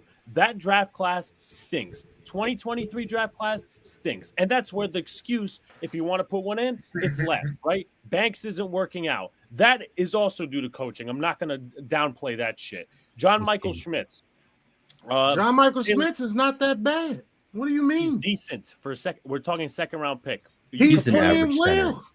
Average center. I would say he's regressed because of bad coaching. I like John Michael Schmitz. I think the coaching has made him regress. But I'll give you guys. Nobody was speaking about John Michael Schmitz. Let him finish. Put him on his ass. I know. I'm just saying. I'm just making points. So you have John Michael Schmitz. Jalen Hyatt has not seen the field. So that's again coaching and GM. I don't know who the hell we picked. We didn't pick anyone in the fourth round. Eric Gray was the fifth round. Yeah, he stinks. Trey Hawkins. And here's sixth round. But Pat, did you see what they did to him last year? They wanted him to do punt returns. He can't do that. Why did they draft Tyrone Tracy? Because Eric Gray stinks. Okay, let me point something out as well, right? Let's go down the pipeline of all these Joe Schoen drafts here. Drafted Daniel Bellinger's replacement this year. He has not seen the field. That's not his replacement. He was to go hand in hand with Daniel Bellinger. That's not his fault that his head coach doesn't know how to use him. To add to your point, why did they pick up Greg Dulcich? Why? Daniel Bellinger has seen the field less than Chris Manhertz. Again, I'm not saying coaching is exempt. but that's also on the GM because that guy was producing in year one. So is Greg Dolchich going to go in and start? I bet he would. Why would they pick him up? Really? He's not going to start. He'll probably play more than Bellinger. You watch. He'll play though. That's for sure. He'll definitely exactly. He'll play Maybe they'll pick him up for special teams purposes. This and real quick, Alex. Here's the thing. So they drafted Bellinger in 2022. Then they trade for Waller. They also brought in what's that freaking guy's name that they brought in 2022? Luke Cager, yeah, Lawrence Cager. Okay. Let's not even talk about they had it, all right. So then they brought back Lawrence Cager last year. They traded for Darren Waller last year. They had Bellinger who didn't get a lot of burn. Then they drafted Theo Johnson. They signed Manhurst. They signed Jack Stahl. That now they cleared DeLucia off waivers. They had, like we've had 8 tight ends. He's invested more effort into the tight end position than the offensive line position. Jacob Johnson is another one. Jacob Johnson. Yep, Jacob Johnson is another one. Yeah. Absolutely. They brought him in to be a fullback. He's a tight end fullback, but they cut him. Then they brought him in. Then they cut him. Then they practice squad doesn't him. Want to use him. Yeah, laugh at this. He doesn't know how to use him. Well, hold on. Time out. So, if you hired your fucking buddy and you're spending money on player after player after player, he can't make none of them work, then you need to grow a pair of balls and fire your fucking buddy. That's why. If you don't have the balls to do that, then you don't deserve the job neither. Sorry, I'm the moderator. That's a good point. And let's dig deeper into this, right? I like Rob's sense in going with the timeline. Joe Schoen drafts Dane Belton in the 4th round. They pick up Jason Pinnock. Then they let Julian Love go. They let McKinney go. They draft Tyler Nubin. What's Dane Belton doing now? Special teams. Don't forget about Owens. Not a who they damn drafted thing. and then He cut. ain't doing a damn thing. That's what wait, hold on. They brought in Jalen Mills. Bobby McCain. Bobby McCain. Hold on. Let Mac talk. Mac, come on.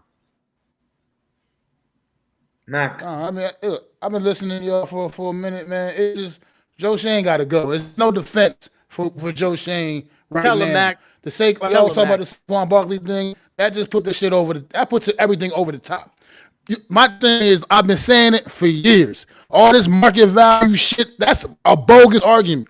You pay a player what they mean to you as your franchise, your team. Mm-hmm. It's not about, I'm running back to only getting this. And Saquon Barkley, he's not no regular fucking just average schmo running back. You have certain players that are just like, they're just generational talents. You can't just keep letting talent like that walk out the door for nothing. This Zizo Jolari thing now he's on IR. You could have traded him a couple weeks ago. It wouldn't have been a fucking problem no more. Now he's on IR. So another just waste of what? Joe Schoen is doing nothing. He's not doing anything right, is what it seems like. Everything he's doing is ass backwards. He's just trying. So he tried stuff. That's what he does. The thing is, trying shit. Don't worry. But the thing is, the main problem is the development of these players. Why do you think the Chiefs are able to let Tyreek Hill go and still be good? Why do you think the Chiefs are able to let that one cornerback go, Snead go, and their secondary is still very good? Yeah, Patrick. So here's my question. Alex, you go next. It's called Patrick Mahomes. That's gonna say that's definitely called Patrick. Who's that defense is? It is, but Pat, on some real shit. Hold on. Look at what you just said about they let Tyreek. Hold on. It's called a development and a scheme.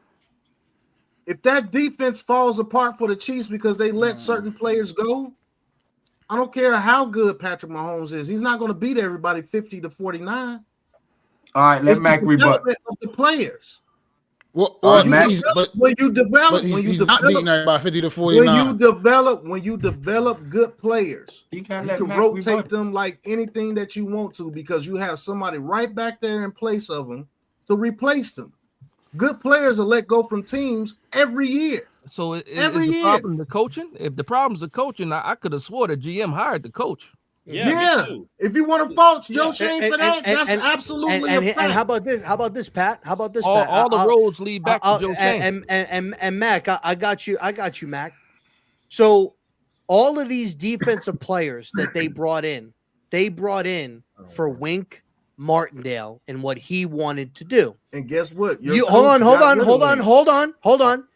You had a guy that ran a similar system that was willing to take the job in Denard Wilson, who was in Baltimore. All he wanted to do was hire his own people.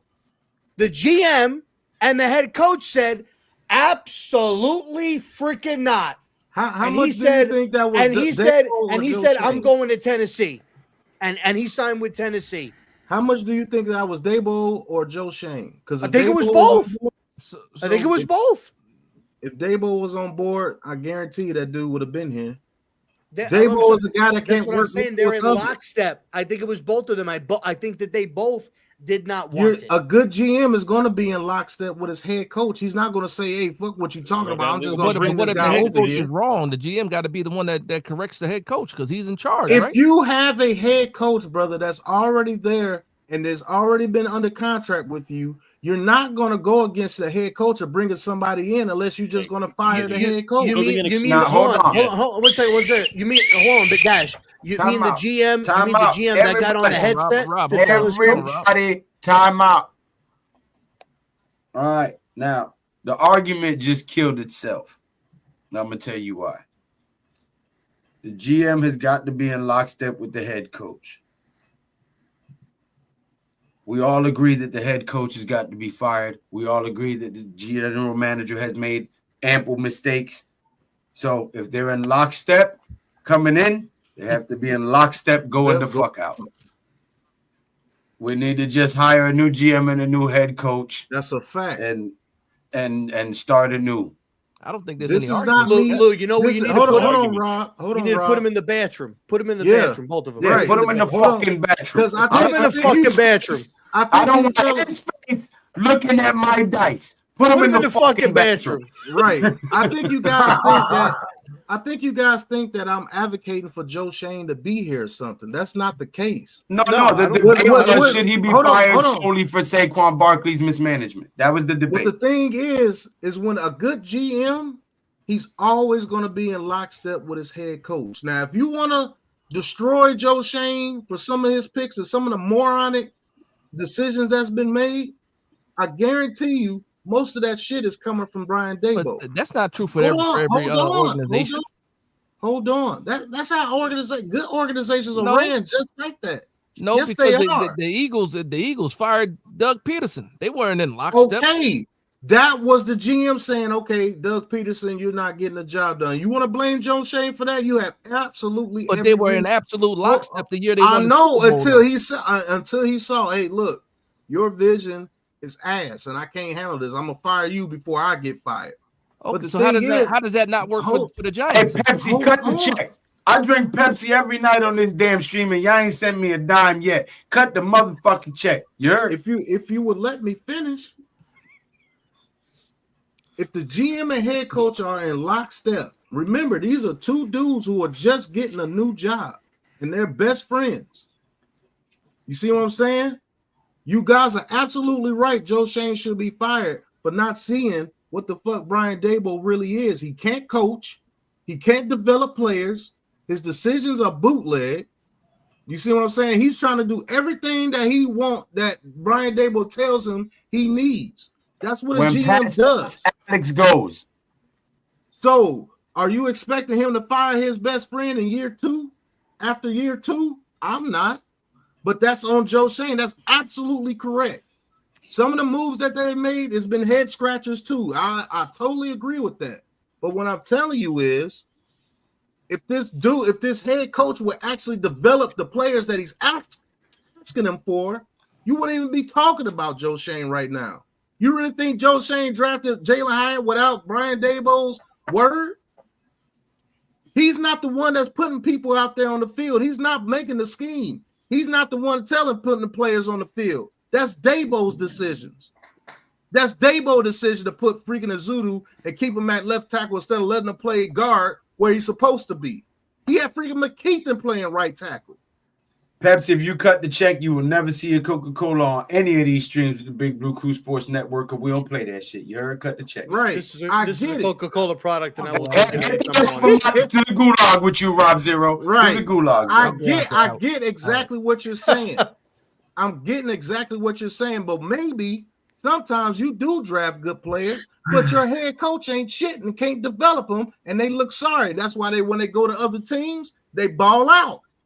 Because they're with an organization that knows how to use them. No GM is just going to draft players or pick up players without the head coach's nod. It doesn't make any sense. The only thing they do that's not the only thing they who did that? Who did that? Carolina did it. Alex, y'all gotta let and Alex you see talk, the man. mess Carolina is They've in. been waiting patiently. No, but I'm saying you keep saying like there's no examples of, and guess what? We're Carolina. I said no We're good I said no good GM does and he's that. not a GM. He's not a good GM. Okay, you want to know why he's not a good GM? Because he keeps holding on to this coach that doesn't know what the fuck he's doing. No, he's a bad GM because he's a bad GM. Not every he's a good player personnel guy. He's just a bad GM. Bad. That's bad it. Job. Just like some coordinators. A bad GM. Listen, bad at his job. Hey, y'all let Alex go. Alex been waiting for like 10 minutes, man. Okay. Hold on. Because I can't get the full thing out because I keep getting interrupted. The only thing that they're not lockstep in is the GM handles the money. That's a fact. He handled the money correctly. He has us in a good standing with the money. The coach handles what? We're in a good standing with the money, but we suck. What's the good of having all that money if we suck? You're not going with what I'm saying. I said they only do two things that's not with each other. Is the GM handles the money. Did he not get the money straight? True or false? What did he have to do to get the money straight? True or false? Did he not get the money straight?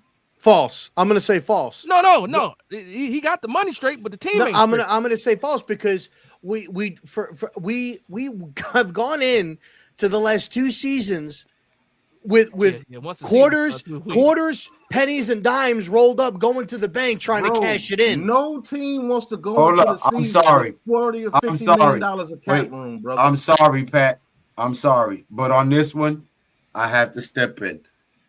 If he got the money straight, you wouldn't be benching your quarterback with 7 weeks left because you're scared of being on the hook for guaranteed $23 million. That has nothing to do with not getting the money straight, brother. If your money was straight, you wouldn't be worrying about that guarantee. So what about the Tommy DeVito shit then? Why skip over Drew Lock then for Tommy DeVito? I'm not supposed to be debating. That's money. That's all money involved in that. All of Drew Lock's incentives that's just going to get. They don't want him to get in. So just because they benched Daniel Jones because they don't want to give him an extra $23 million if he gets hurt, that's bad. Yeah, that's bad. That's not managing your money properly. Yeah. You shouldn't have given him that's bad. Yeah, you shouldn't have given him the injury. You shouldn't have given him the injury guarantee to begin with. The guy had a neck injury, for crying out loud, and you give him an injury guarantee? So even if they gave Daniel Jones the injury guarantee, will we be bad in cap room next year? Yes. No, we wouldn't.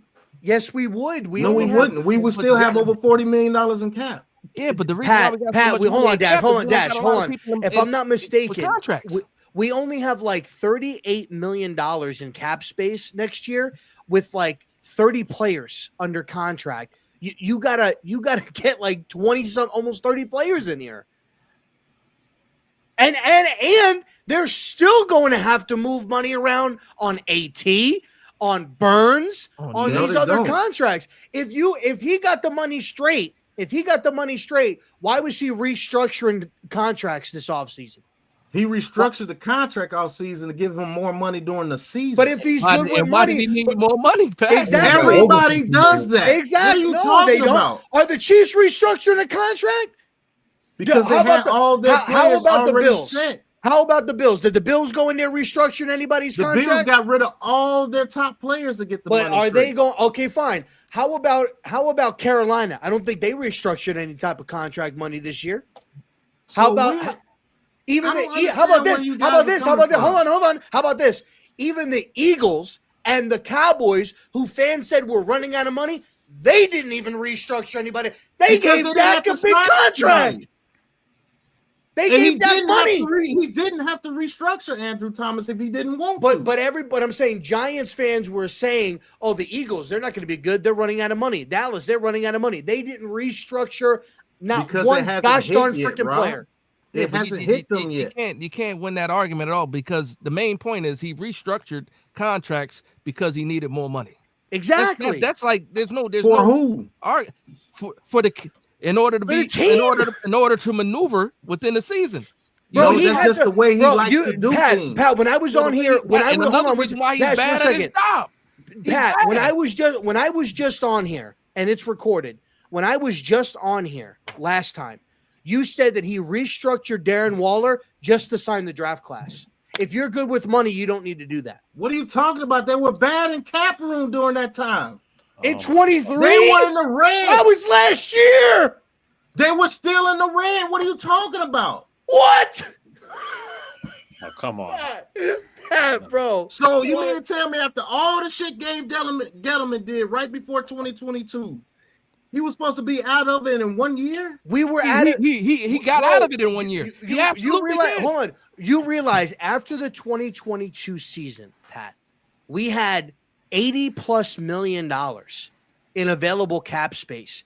He gave it to Jones. He tagged Barkley. They signed Okereke. They signed all of these other players. He blew through the money like. He blew through the money like he blew through the money like people when they get their tax return, and he blew it real quick. That's what he did. So how do we get back up to 60 million? We didn't get up to 60 million. He had to restructure after the draft. He had to restructure Darren Waller just to have the money to sign the draft class. And then when we went into that season, they had barely over $1 million in available space to operate during the year, which is why last year and the year before that, guys like Landon Collins, practice squad, off practice squad, practice squad, off practice squad, to limit the amount of money. Not to mention that Adoree Jackson's and Kenny Galladay was still on the books because of Dave Gettleman. And that's one of the reasons why he had to do it. It was a minimal cap hit, but the available cap hit that we have was minus that already. They already took that out because they took their medicine right from the jump. Alex, go ahead. I'm sorry. No, it's fine. I know you were going off about 2023, but let's before my next point comes in and y'all can go back to bickering. How many times has Jakob Johnson been on and off the practice squad?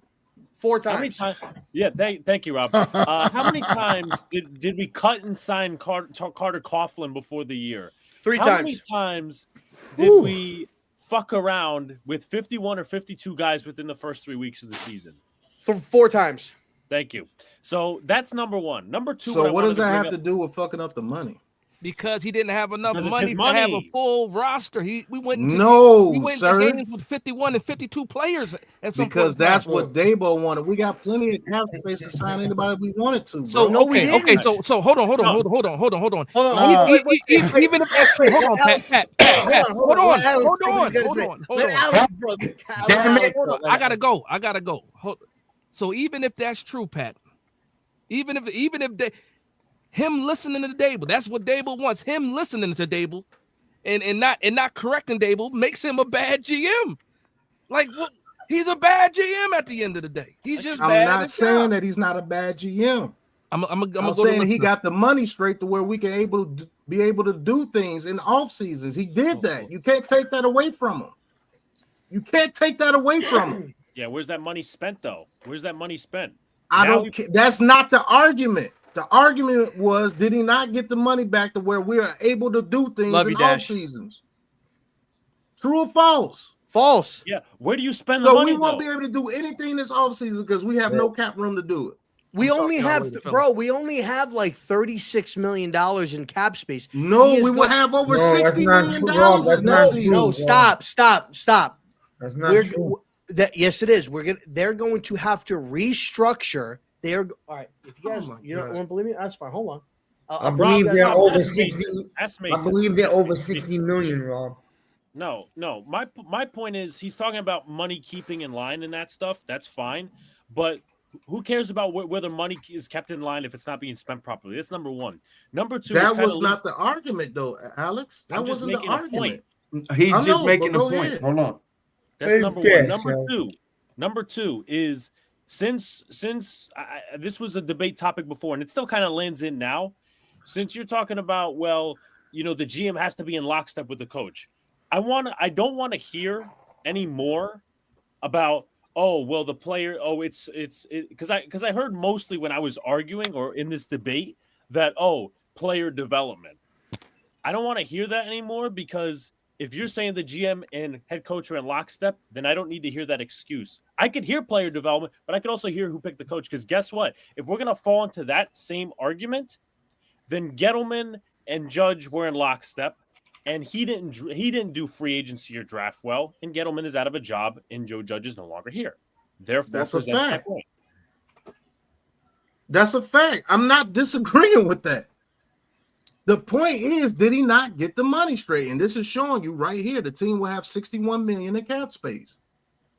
They would literally have 61 million in cap space, and that's before releasing freaking the kicker and freaking Nacho. That's another $7 million. Yeah, but they're okay. So and then I apologize about that, but they don't have the like they only have like 30 something players. How much money do you think it's going to take to get those players? You got to fill the roster. I understand that, but tell me, how much money do you think is going to be able to fill backup players? So Pat, let me ask you a question, right?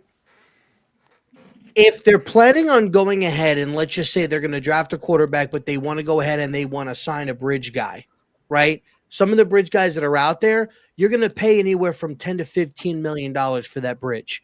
Okay. Now you also are going to need an offensive lineman, correct? You're all going to need an offensive lineman.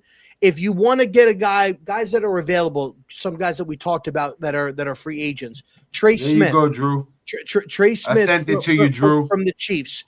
You have a guy like Robert Hunt that got $100 million last year. Trey Smith is a way better guard. He's going to get probably 110 to 115 million a year. That's 20 something million that you're going to be giving to him next year. So now that's probably $35 million. That's where y'all mess up, Rob. It's not like a bank account. It's not like a bank account. You don't take $20 million because you give a player $20 million a year. You can structure the contract to where it's a lesser hit. But you also have bonuses. You have bonuses and roster. Okay, I understand that too. But it's not going to be $20 million right off the cap because you gave the guy $20 million a year. It's not like a bank account. That's where y'all getting it twisted. There's two things that go into that. Was that Mac? I'm not saying Pat's wrong, but also you're kicking the can down the road. Which obviously with good teams that happens, you do kick the can down the road. But of course, we're not a good team. We don't have a good GM. You're also going to need a corner because there ain't no way in hell you're running it back with Banks and drafting somebody. Can't do that because you're going to need a quarterback. And, you got to make a decision on Tibbs very, very soon. Underperforming player. I don't give a shit who says what. He's underperforming. I sent it right there. Two giant goofballs. No argument from me. You get no argument from me. Let me chime in for just a second because I've been quiet, bro. I've been patient. But let me say something real fast. I'm not trying to go into the numbers shit. I'm not even fuck the numbers. Good GMs figure out a way to make it happen regardless. I mean, you look at what the Eagles is doing. Look at that roster, how that's constructed. A good GM, they got two number one wide receivers on the books, both paid. Two number one wide receivers. They got Barkley in there. They got a quarterback that's paid. They got one of the best O-lines in football. Good GMs figure it out. And we got Joe Schoen. That's and that's just the point back in the period. Let me the good ones figure it out. Because y'all keep going back and forth and see Pat's the only one arguing for the other side of the argument. So let me help my brother out real quick. Look, man, y'all keep talking about money, but all I heard when Dave Gettleman was the general manager was, oh, we gotta get this money right. Yo, the money messed up. Yo, the money. Now The guy has you in a flexible, listen to me, flexible cap position. You're not going to have $80 million every single season. No team has that. So he has you in a flexible cap situation, but you can't even give him credit for that. When we came Who from, gives a from, shit from what Gettleman when we did? came, hold up. We do give a shit with Gettleman because they was here to fix Gettleman's mistakes. So chill, Alex. We do give a fuck what Gettleman did because he fucked the team up. So you asking somebody to repair a mistake, but yet and still you're pissed. Appreciate you stopping by, Dash. Yet and still you guys were pissed because he's not getting it right immediately. You know what I'm saying? When this guy Gettleman and Jerry Reese, to all of yous, admission, fuck this team up and fuck this cap up immensely.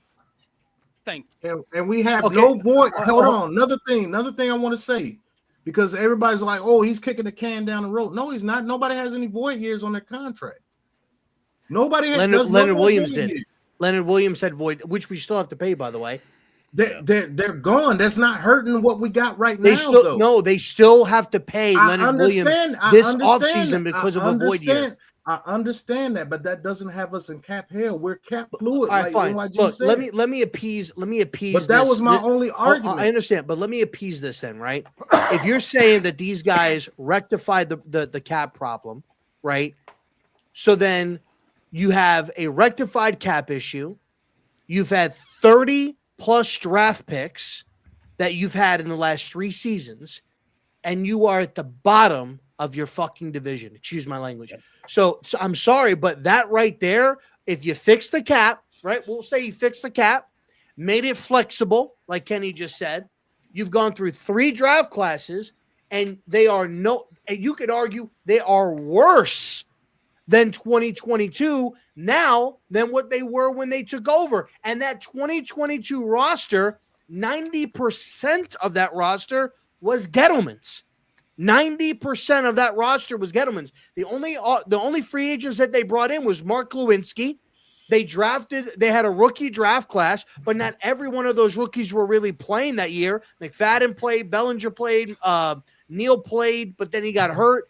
And Kayvon played. Everybody else wasn't really playing. You had three or four rookies out of that draft class, and they weren't even producing to the level that this draft class is producing at this particular moment in time. So you've got a fixed cap, allegedly. You've got 3 years of draft classes, and you were nowhere even near closer to competing in this division or competing out of this division. And what's crazy about this is that sometimes, I'm not saying anybody here, but when some people talk about the Giants, it's like time freezes, no other team gets better, and only the Giants improve. No, these other teams are improving too. So like what Mac was saying, you need to be able, here's the thing, Eagles are paying all of these players. Do you know how much Jalen Hurts is getting paid this year? $13 million on a 4 or 5 year contract that he got. But you do that when you know you've got your guy. They put us in a situation right now where we can't even trade for a guy, even if we were winning, even if we were 9-2 right now. They couldn't trade for somebody right now and offer them a deal. The last 2 years at the trade deadline, we were looking for guys that were like at the $1 million mark on the base salary because you couldn't take on guys that had a higher base salary because you didn't have the money to spend. Okay, so go ahead, Alex.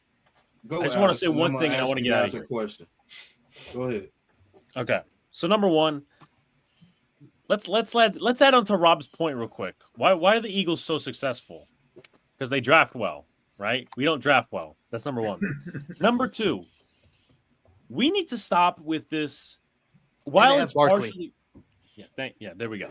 Sorry. While it's partially true, we said the same exact thing, and I'm going off of NYG what he said. He said, "Oh, he's fixing Gettleman's situation." Well, he isn't fixing it right now, and he's had 3 years, and we said similar things. Alex, what was that? Is the cap better? Let him finish. Let him finish. Finish my point. Okay, I'm just Jerry Reese, 2017, whatever, he gets fired. 2018 and 2019. No Giant fan on this panel, because I didn't know any of y'all, I'm going to be honest. But there were people out there saying, oh, well, Gettleman's fixing Jerry Reese. I'm offended by that. So now lumping that in, obviously, what NYG said, he has fixed the cap, but it's not just fixing the cap. It's about putting money in the right spots. And he has done that to a certain extent, but he's replacing guys that he drafted, right? You wouldn't need a Limanor if you hit on Evan Neal. You would need some of these guys, right? So that's another thing, right? He's had multiple draft picks. He's had this, that, and the third, whatever. And obviously in 3 years. And here's my final point. And then I'll let y'all do your thing. You're saying it's not, NYG's saying it's not handled yet. You know, you got, I don't like specifically somewhere around that mark. Am I right, NYG? You said he's got to handle this situation or whatever, because you were saying you were along the lines of giving him more time. What did you exactly say, maybe along the mark, so I could just get it right? No, I said you're asking him to come in and fix something that 2 GMs messed up. Okay. You know what I'm saying? And the other thing I said was you have to give the draft classes more time to see if they pan out or not. Okay. So here's my final rebuttal. Why did you guys pick the Giants to win 11 to 13 games this year, if that was the case? I did that. You know, they was just riding with me because of my optimism. I was to a say little 11 and 6. kind of innocent, to be honest. You want to know why? Listen, I'll take the full blame for that because I'm the 11 and 6 guy, and they be trying to be realistic. They'll start at the beginning of the season and be like 7 and 10, and then I'll be like, fuck that shit, 11 and 6, 11 and 6 on week 3. They'll be like, all right, 11 and 6. Let me speak to that though. You know what Joe Shane's most egregious thing that he's done? But I'm accountable for my shit, if nothing else. Facts. We all are. Yeah, no doubt. You know what the most egregious thing this man has done? It's the same mistake Dave Gettleman did. He's not hiring head coaches that could develop people, bro. I'm telling you that. That's a fact.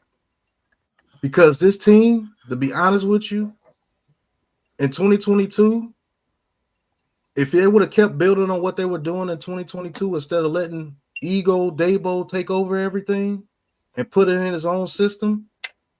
Yeah. Because Kafka was calling the plays in 2022. That's a fact. And they were doing it with Richie James in them. So imagine the players that he picked up, the way that we would be playing in that same system, even with Daniel Jones in there. Pat, you might not hold on, because I let everybody speak. You might not like the way that they did it in 2022 because it wasn't fly and flashy, but they played good defense. They ran the ball, and DJ was efficient that year. Whether you like him or not, he was efficient in 2022. You got to at least give him that. When it came to third downs and longs, he was picking that shit up almost every time. Throwing in the middle field to Richie James. If Richie James can do that in that system, what do you think Wan'Dale Robinson can do in that system? What do you think Malik Nabers could do in that system besides freaking Kenny Galladay or somebody? But let me ask you this based off what you're just talking about right now. I guess my question for you would be, when was the turning point that you felt this way? Because prior to the season starting, and I'm not trying to whatever, with Dable, we knew Dable was more than likely going to call plays. We knew it. He didn't announce it, but we all knew he was probably going to call plays. You said with a good line and with these weapons that Daniel Jones would throw for 4,200 yards and 30-plus touchdowns. So at what point, hold on, at what point, no, Pat, that was you in the space. No. Hold on, no, Lou, that was Pat in a space that we had that he said that if the O-line held up and with the weapons and if the offensive line was good, that Daniel Jones, the floor was 4,200 yards and 30-plus touchdowns. So at what point, how you feel now about the lack of Dable and his ego and all of this other stuff, when did that change? Because it had to change at some point between the season, before the season started, and today. So at what game was that? What game was it? Yeah, what game did you feel that everything changed? I'll tell you when it changed is when I seen that they didn't go back to what they were doing in 2022 and they stuck with what they were doing in 2023. Because in 2022, that season that he had, if you have system the way they was running it, I promise you would have had a better season. Now, I probably said that to piss some of y'all off, probably what you did that day. But my ceiling for Daniel, my real thing for Daniel Jones, if they would have stuck with that system, I believe his ceiling could have been around 30 touchdowns, around 400 or some yards rushing, and about 2 or 3 touchdowns rushing. That was if that 2022 system, because that fit him best, and that's a fact. But Brian Daboll his air yards in that system in 22 wasn't good. His air yards, Jones in 2022, his average air yards were below 5 yards per pass. I don't care about average air yards and all that. That's analytics bullshit. I look at what's on the field because those guys you have to take that into account. Those guys can actually get more yards after the catch than those guys that were on the field in 2022. That's a fact. If Malik Nabers catches that ball wide open over the middle like Hodgins was, that's way more yardage than what Hodgins can get. Point. Okay. Let Wan'Dale Robinson catching those passes over the middle with freaking Richie James, that's way more yards with Wan'Dale Robinson because he's better than him. If they knew how to use Hyatt and Slayton, could you imagine them dudes in that system the way they was running that system? All right, so then let me ask this question. Sorry, Alex. Let me ask this. When do you think Brian Daboll started calling plays last year? Arizona in 2023. So from week 2. Mm-hmm. So then why is it that with the same, because at that point we didn't have Nabers, we basically had the same weapons, right? Mm-hmm. Why is it that when Tyrod or even Tommy DeVito for a short period of time, there was more explosive plays and the offense looked more fluent than right now with Nabers, with a better offensive line? Why was Daboll good last year from week 2 and the offense? The offense was good last year to you? When Tyrod went in there, it looked a lot better when Tyrod was playing quarterback. We got a couple of more deep passes. We still weren't. It looked better with Tyrod and Tommy DeVito both last year. It looked better. Exactly. I said that all last year when it was happening. You dudes forget that we were getting 4 turnovers a game during that stretch. I was just about to say they were throwing interceptions.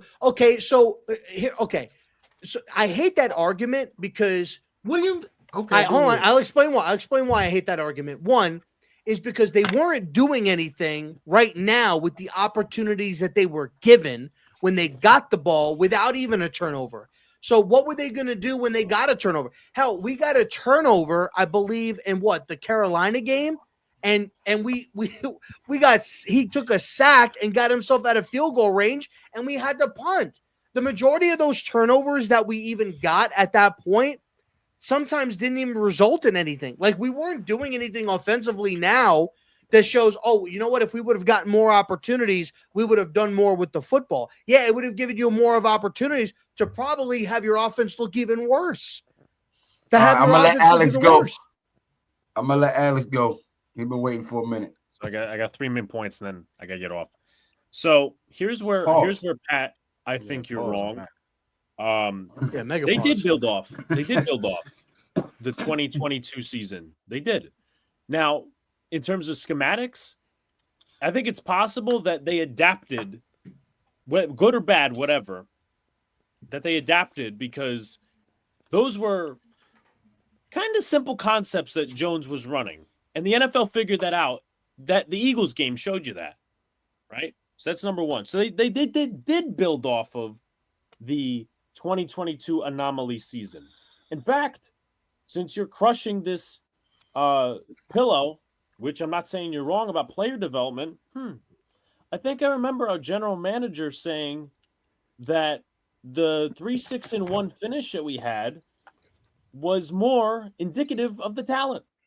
So they got worse after they had worse talent. I forgot he said that. It's interesting, right?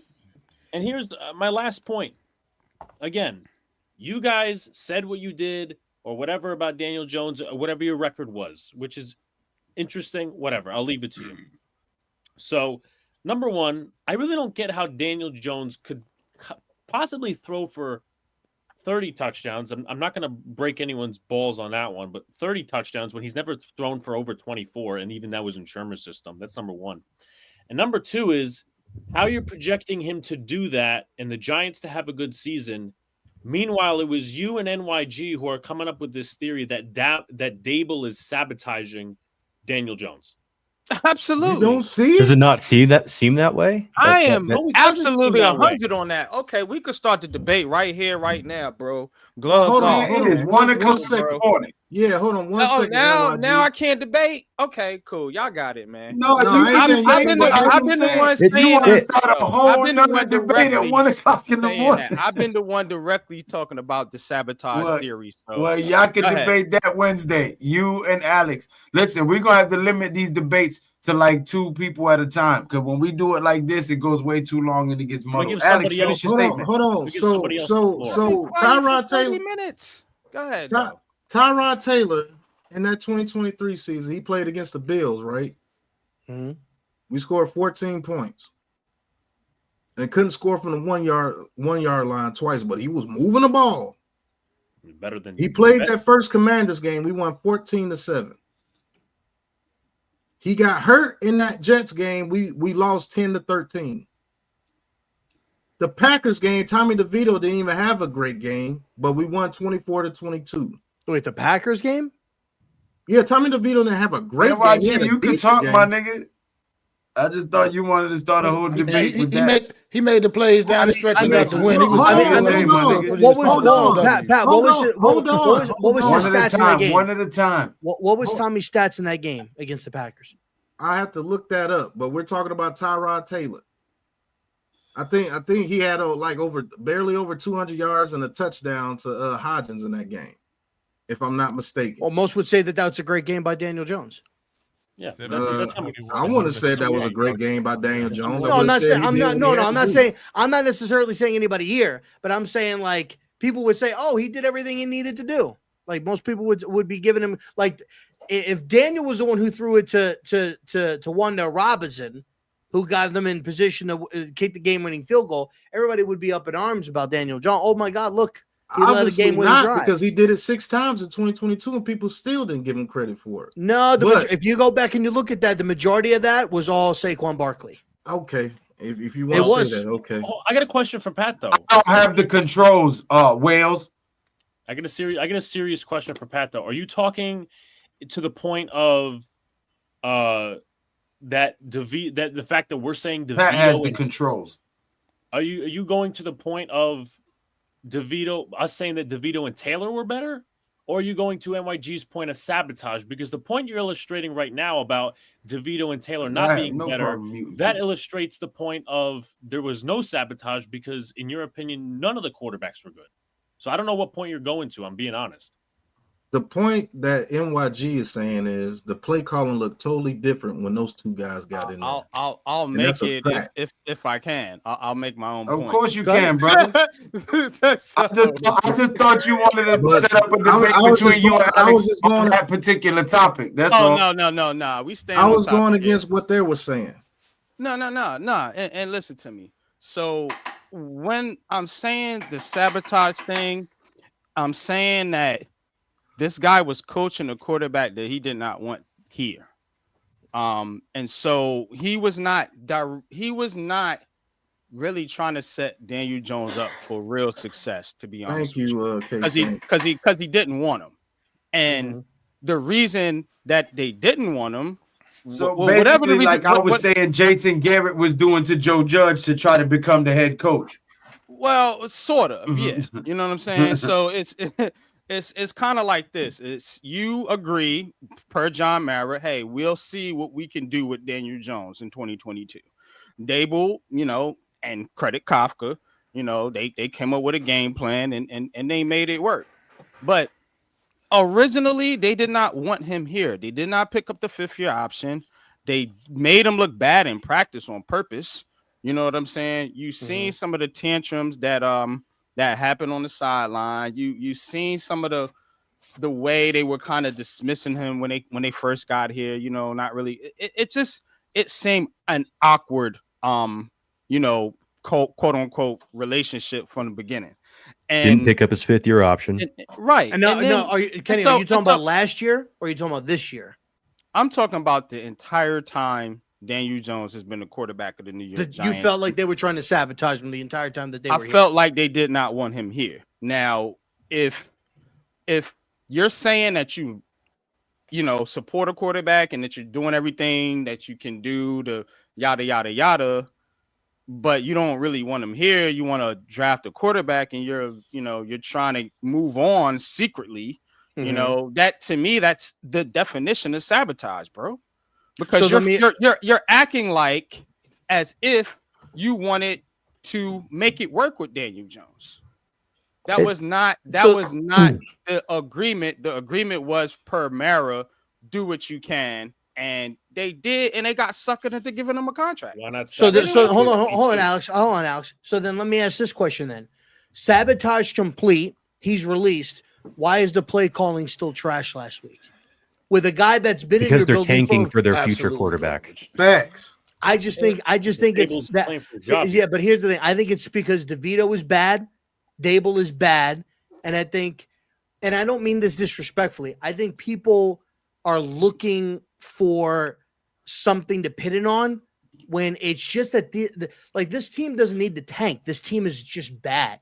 This team doesn't need to tank. They're going to lose games regardless. So like they don't need to tank. They do though, Rob. I think they do need to tank because the Giants have been in so many close games where questionable play calling and decision making has been made, and you're like, what the fuck are they doing? Like when they get in the red zone every week. Like in the red zone every week, bro. It's terrible. So if Dable is such a bad coach, what the fuck have we been doing for the past 3 years? If he's that bad, I mean, that idiotic to where he can't recognize simple shit that me and you and average Joe Smoes just watching the game on TV can do, like, bro, But then that's more of an indictment on Joe Schoen than it is on Brian Dable, because then if you on both. So if you and me are let's just say I'm with you, I'm aligned with you, and we notice that.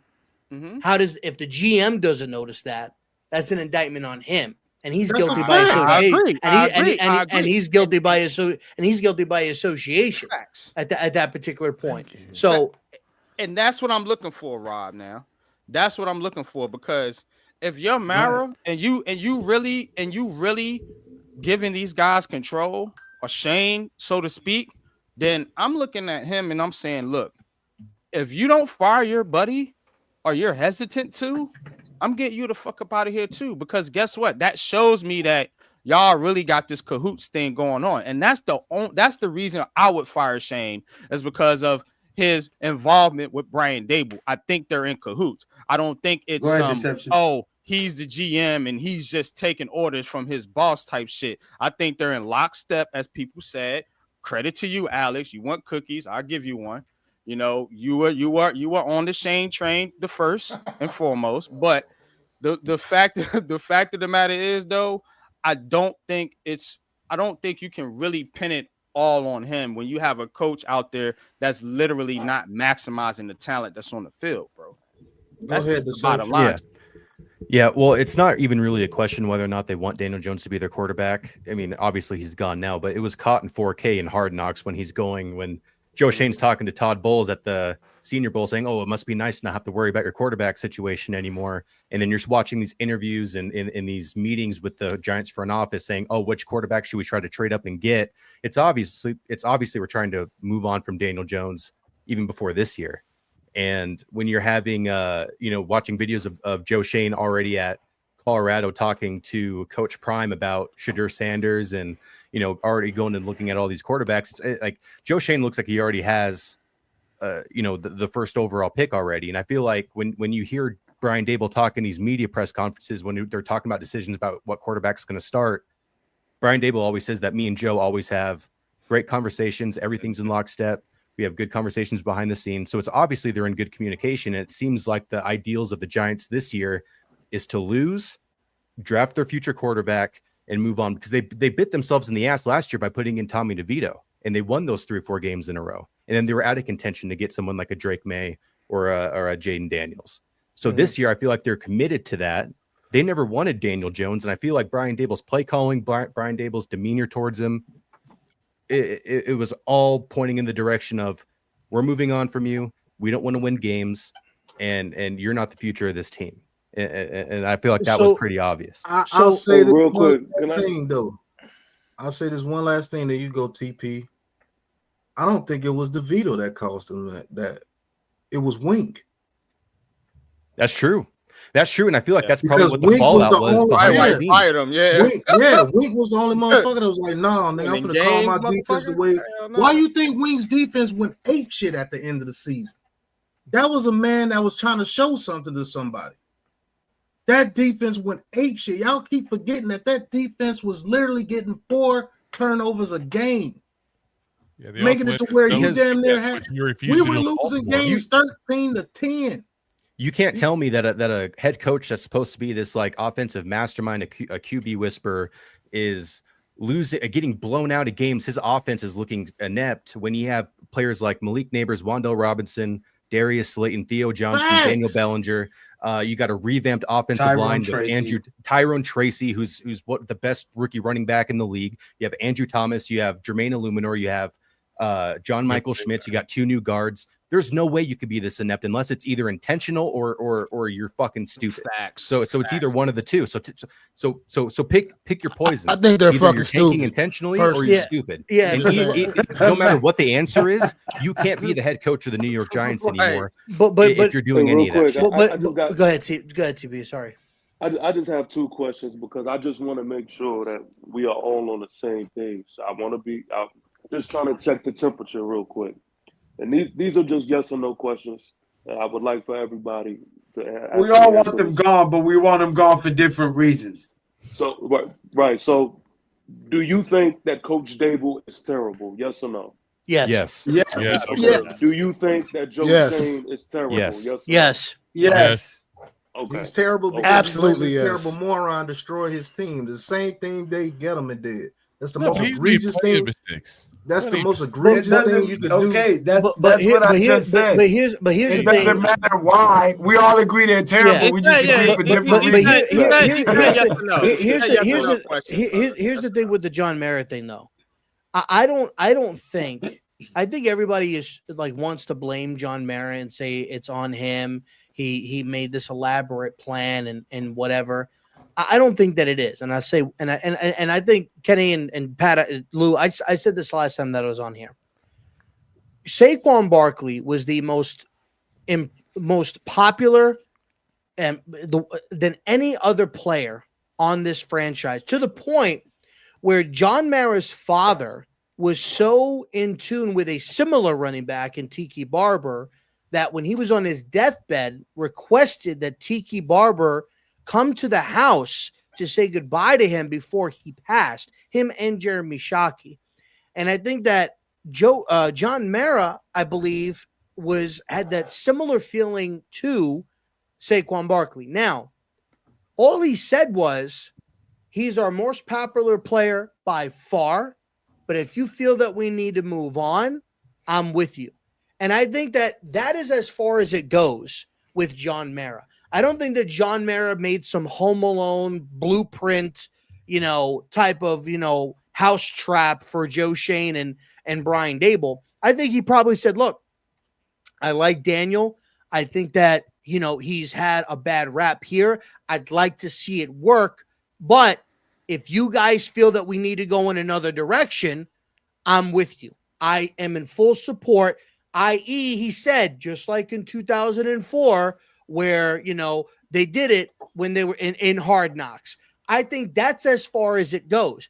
I don't think this, Joe Schoen had one hand tied behind his back. He's a road runner, the Wile E. Coyote chasing the road runner, and John Mara is a road runner, and he always gets away with whatever he wants. I don't think that that's what it is. I just think that John Mara gave him his thought, gave him what he wanted, and they made the decision himself.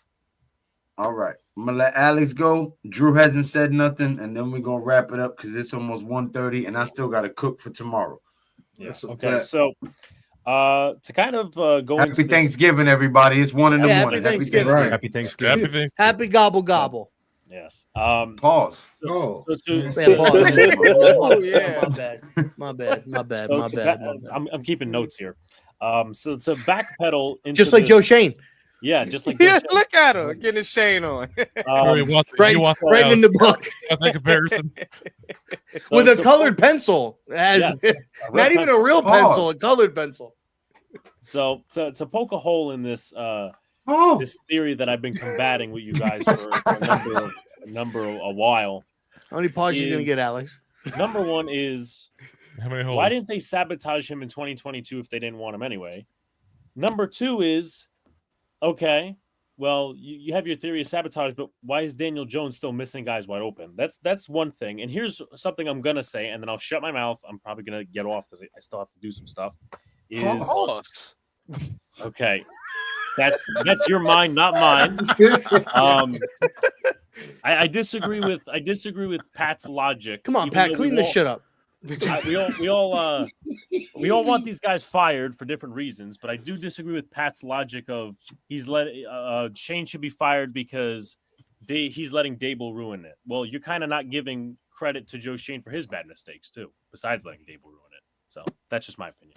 But I'm done. You guys can have the floor. I mean, you could be mad at the person bringing home the groceries, but it's the man making the shopping list that needs to be held accountable. No, and that's Brian Dable. I'm not doubting that Dable. Now that was red pill as fuck. Okay, deception. Base. Let's go. Go ahead, Drew. Yeah, I was going to say, if you don't, Alex, have a good Thanksgiving, brother. Yeah, have a good Thanksgiving. Drew, let me ask you this: good Thanksgiving. Does your chain hang low? It wobbles. Hey, man. Oh. I got that chain. Wait, that wasn't no pause. I'm talking about the chain he's wearing. Okay. There no but pause. I think we got to look at some of the moves that Joe Schoen has made that kind of low key were also not the best moves in the world that I think kind of get forgotten in some of this too. He has a history of overpaying players, in my opinion. So we look at like the cap. You guys mentioned he's fixed some of the cap issues. Well, let's be honest here. We got a cap situation that's okay right now because we cut DJ. That's the only reason why we have this. I wish he would overpay Barkley, No, because we would have got that money regardless. Cut DJ. We would have got that money regardless. Bad teams typically have to overpay in free agency, and that's just the reality of the situation. But we overpaid in ways we didn't have to, though. Like Bobby Okereke, while that contract does not look so bad because he's overplayed what he was in Indy, that was an overpayment. And there was a lot of linebackers that were similar resume-wise. We got like almost half of what the dude got with the Bears, right? Yeah, well, also look at what's his name, Drew Tranquil as well. Who do you got with the Chiefs? I think the same offseason, right? He got but nobody knew Drew Tranquil was going to be good. And guess who he's playing with? The Chiefs. They know how to use him. And you gotta understand too, Drew. Not to cut you, but you got to understand, too, the fact that the way he structured that Daniel Jones contract is the reason we're able to get out of it right now. That's anyway, look at some of these contracts. Some of these guys are signing Kyler Murray, Trevor Lawrence, Deshaun Watson. But those guys are getting those deals because they've proven to be the guy. Really? Kyler Murray has proven to be the guy. Yeah, go look at his stats. Yeah, he has. I'm not looking at. Has he led? You think Kyler Murray is worth that contract? Daniel Jones got more playoff wins. Yes, 100%. Wait, whoa, hold on. Pat, I want to make sure I just heard you right. Did you just say that Jones has outplayed Kyler Murray? As far as leading his team to get to the promised land, he has. He's won a playoff game. He said Daniel. What he said verbatim. No. What he said verbatim was Daniel Jones has more playoff wins than Kyler Murray. But Tim Tebow has a playoff win. Like Blake Bortles has a playoff win. What are we doing here?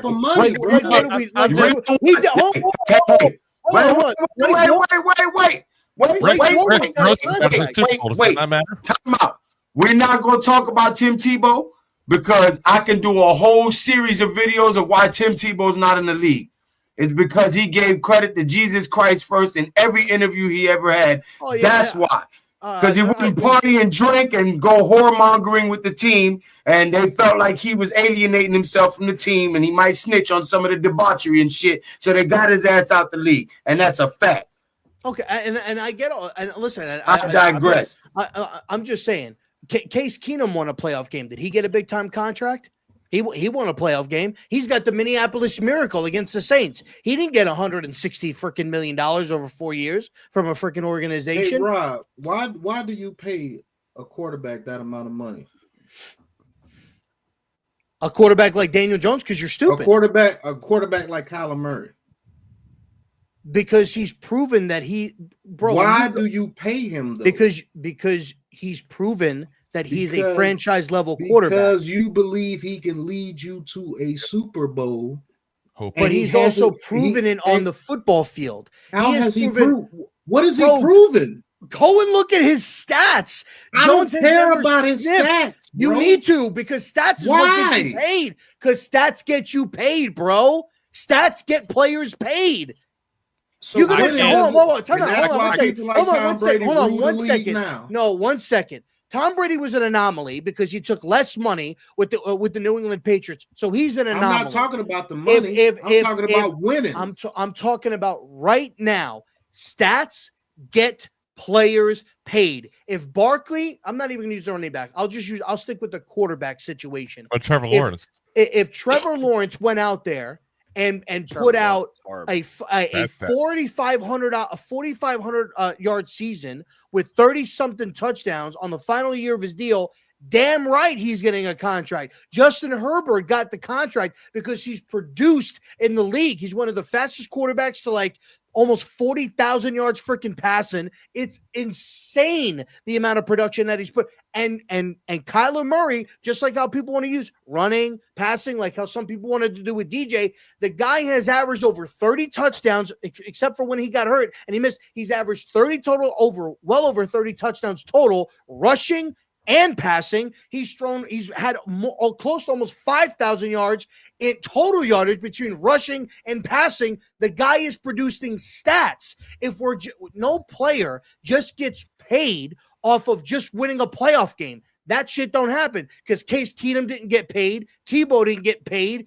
Hell, Baker won a playoff game and he got traded, and before he got his contract with the Bucs. Just because you win a playoff game, that don't mean shit. You get paid off stats. That's why in your contract, you get bonuses for stats. And that's why the league is the way it is now. But that's I'm just telling you what it is, bro. That's also a contract. Yeah, that's also. I mean, that's a perk, but you don't get. You don't get major contract off for of real. I agree with you on this point. Kyler Murray is a better quarterback than Daniel Jones. That's a fact. I don't think that he should have I don't think he necessarily deserved that contract, just from the simple fact of there was reports he wasn't studying and really concentrating and really getting into the playbook like that. That's why that head coach over there got fired. Now they got Gannon over there, and they're kind of turning it around because they're a defensive-minded team, first and foremost. Think what you want about Arizona. I watch football. But to me, Kyler Murray is the type of quarterback. Some of these quarterbacks, to me, I don't know if you watch basketball, Rob, or any of you guys, but they're like James Harden. They're like Russell Westbrook. Like they're empty stat producers. You know what I'm saying? They look good. They look good when the game ends and you look at the stat line. They look good. But when you actually turn on the game and you watch the game, and I'm not making an argument for Daniel Jones, so don't get it twisted. But when you actually turn on and watch the game, these guys aren't as good as they seem, bro. Empty calories. Let me to be honest with you, Kyler Murray didn't deserve that contract. Let me say this real quick. NYG. So the stats got him paid, right? Yes. 2019, 3,722 yards, 20 touchdowns, 12 picks. 2020, 3,900 yards, 26 touchdowns, 12 picks. 2021, 3,700 yards, 24 touchdowns, 10 picks. 2022, 2,300 yards, 14 touchdowns, 7 picks. 2023, he got hurt. 1,799 yards, 10 touchdowns, 5 picks.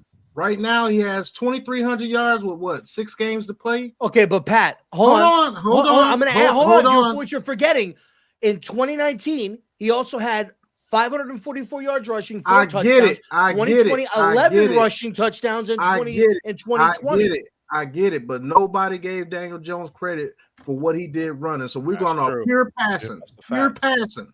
You want to know why quarterbacks get paid? Hold on. Okay, you good. Because I was just told that this dude has these amazing stats. Amazing stat. This dude has never thrown for 4,000 yards in one season. But he's thrown for 3 years back to back, which I think he got the contract after the 2021 season because that's when he's eligible to get paid.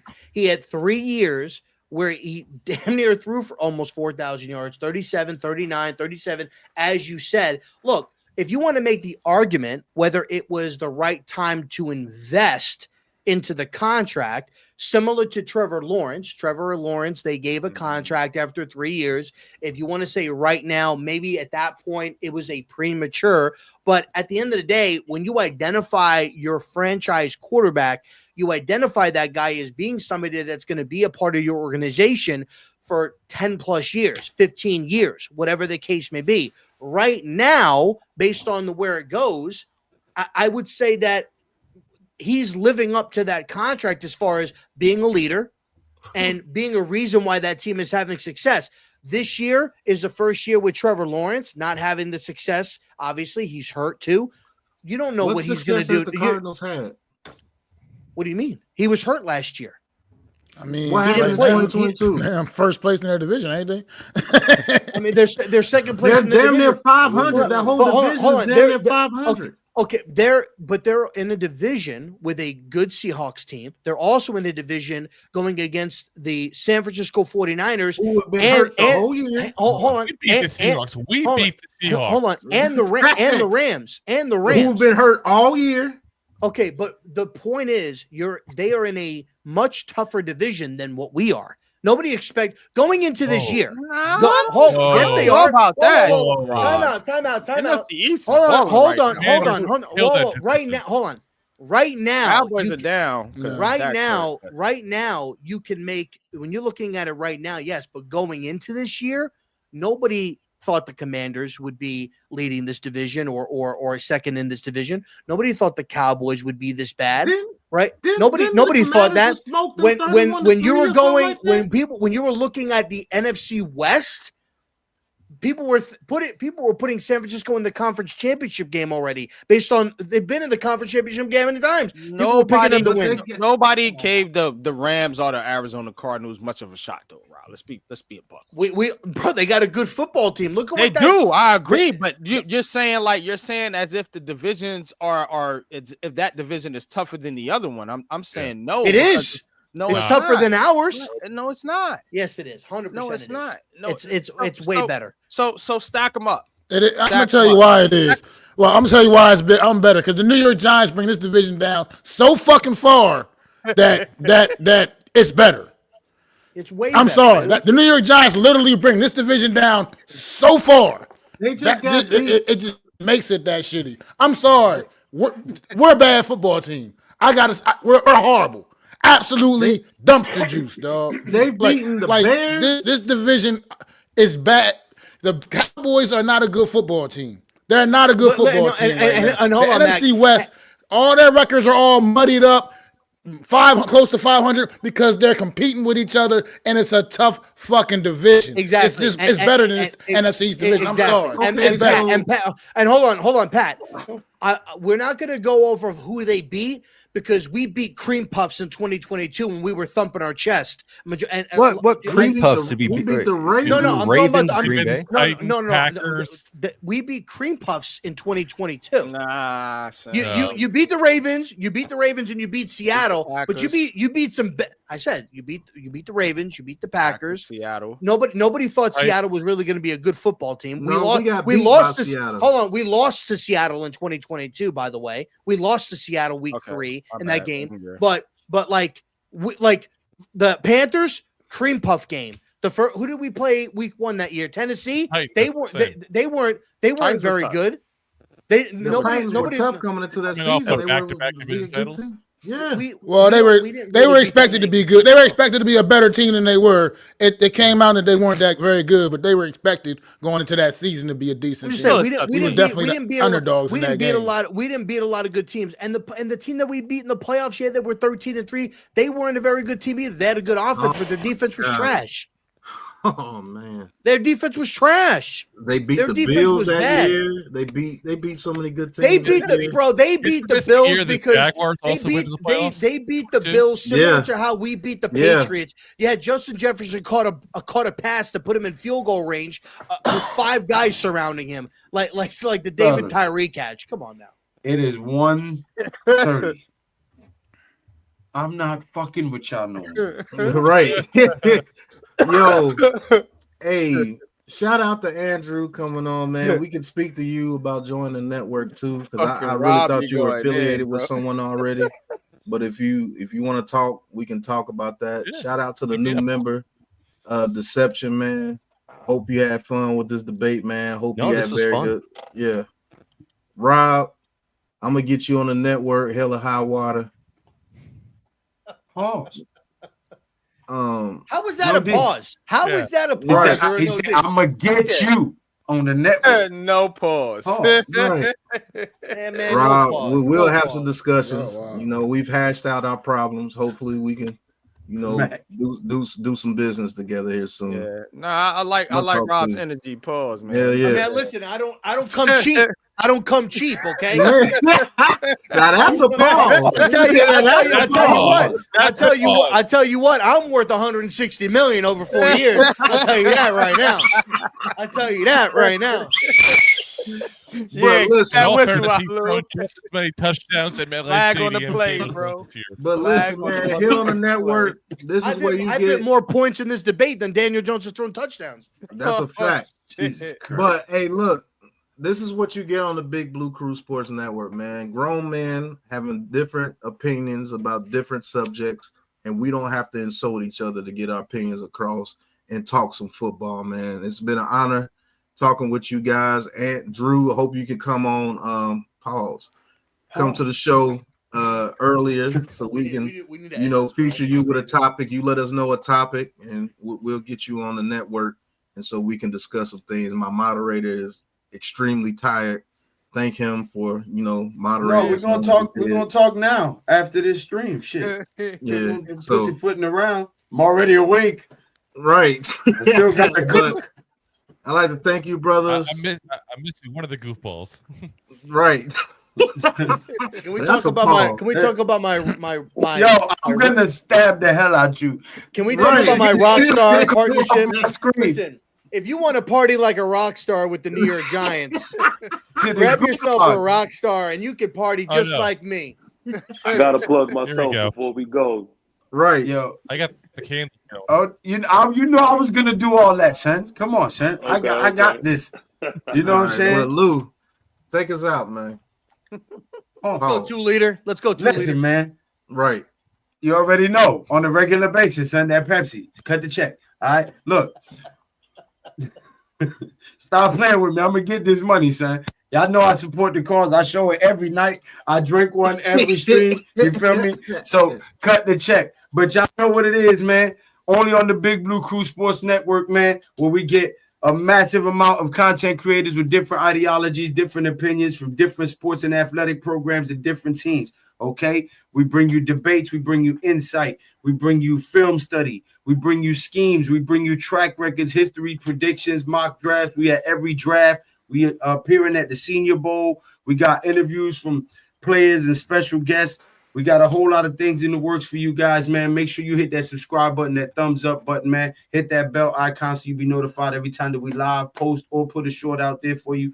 And make sure you tap in, man. We got all your sports concerns locked down, man. Soccer, baseball, football, basketball, WNBA, boxing, UFC, man. All your sports locked down, man, on one location, the Big Blue Crew Sports Network, man. And make sure you go tap into all of these content creators individually, man. All their links will be in the description so you can subscribe to their individual channels, and make sure you go subscribe to the Big Blue Crew Sports Network, man. We're trying to build a brand that gives you the best social media sports network experience out there, man. by far. You heard? So until then, y'all know what it is, man. Hit that thumbs up button and that subscribe button, and we'll catch you next time. Cheers. Yeah, TP, let them know what it is when we get out of here. Hurry, 10, 9, TP, way to 8. giant. Go ahead, get with me. Peace.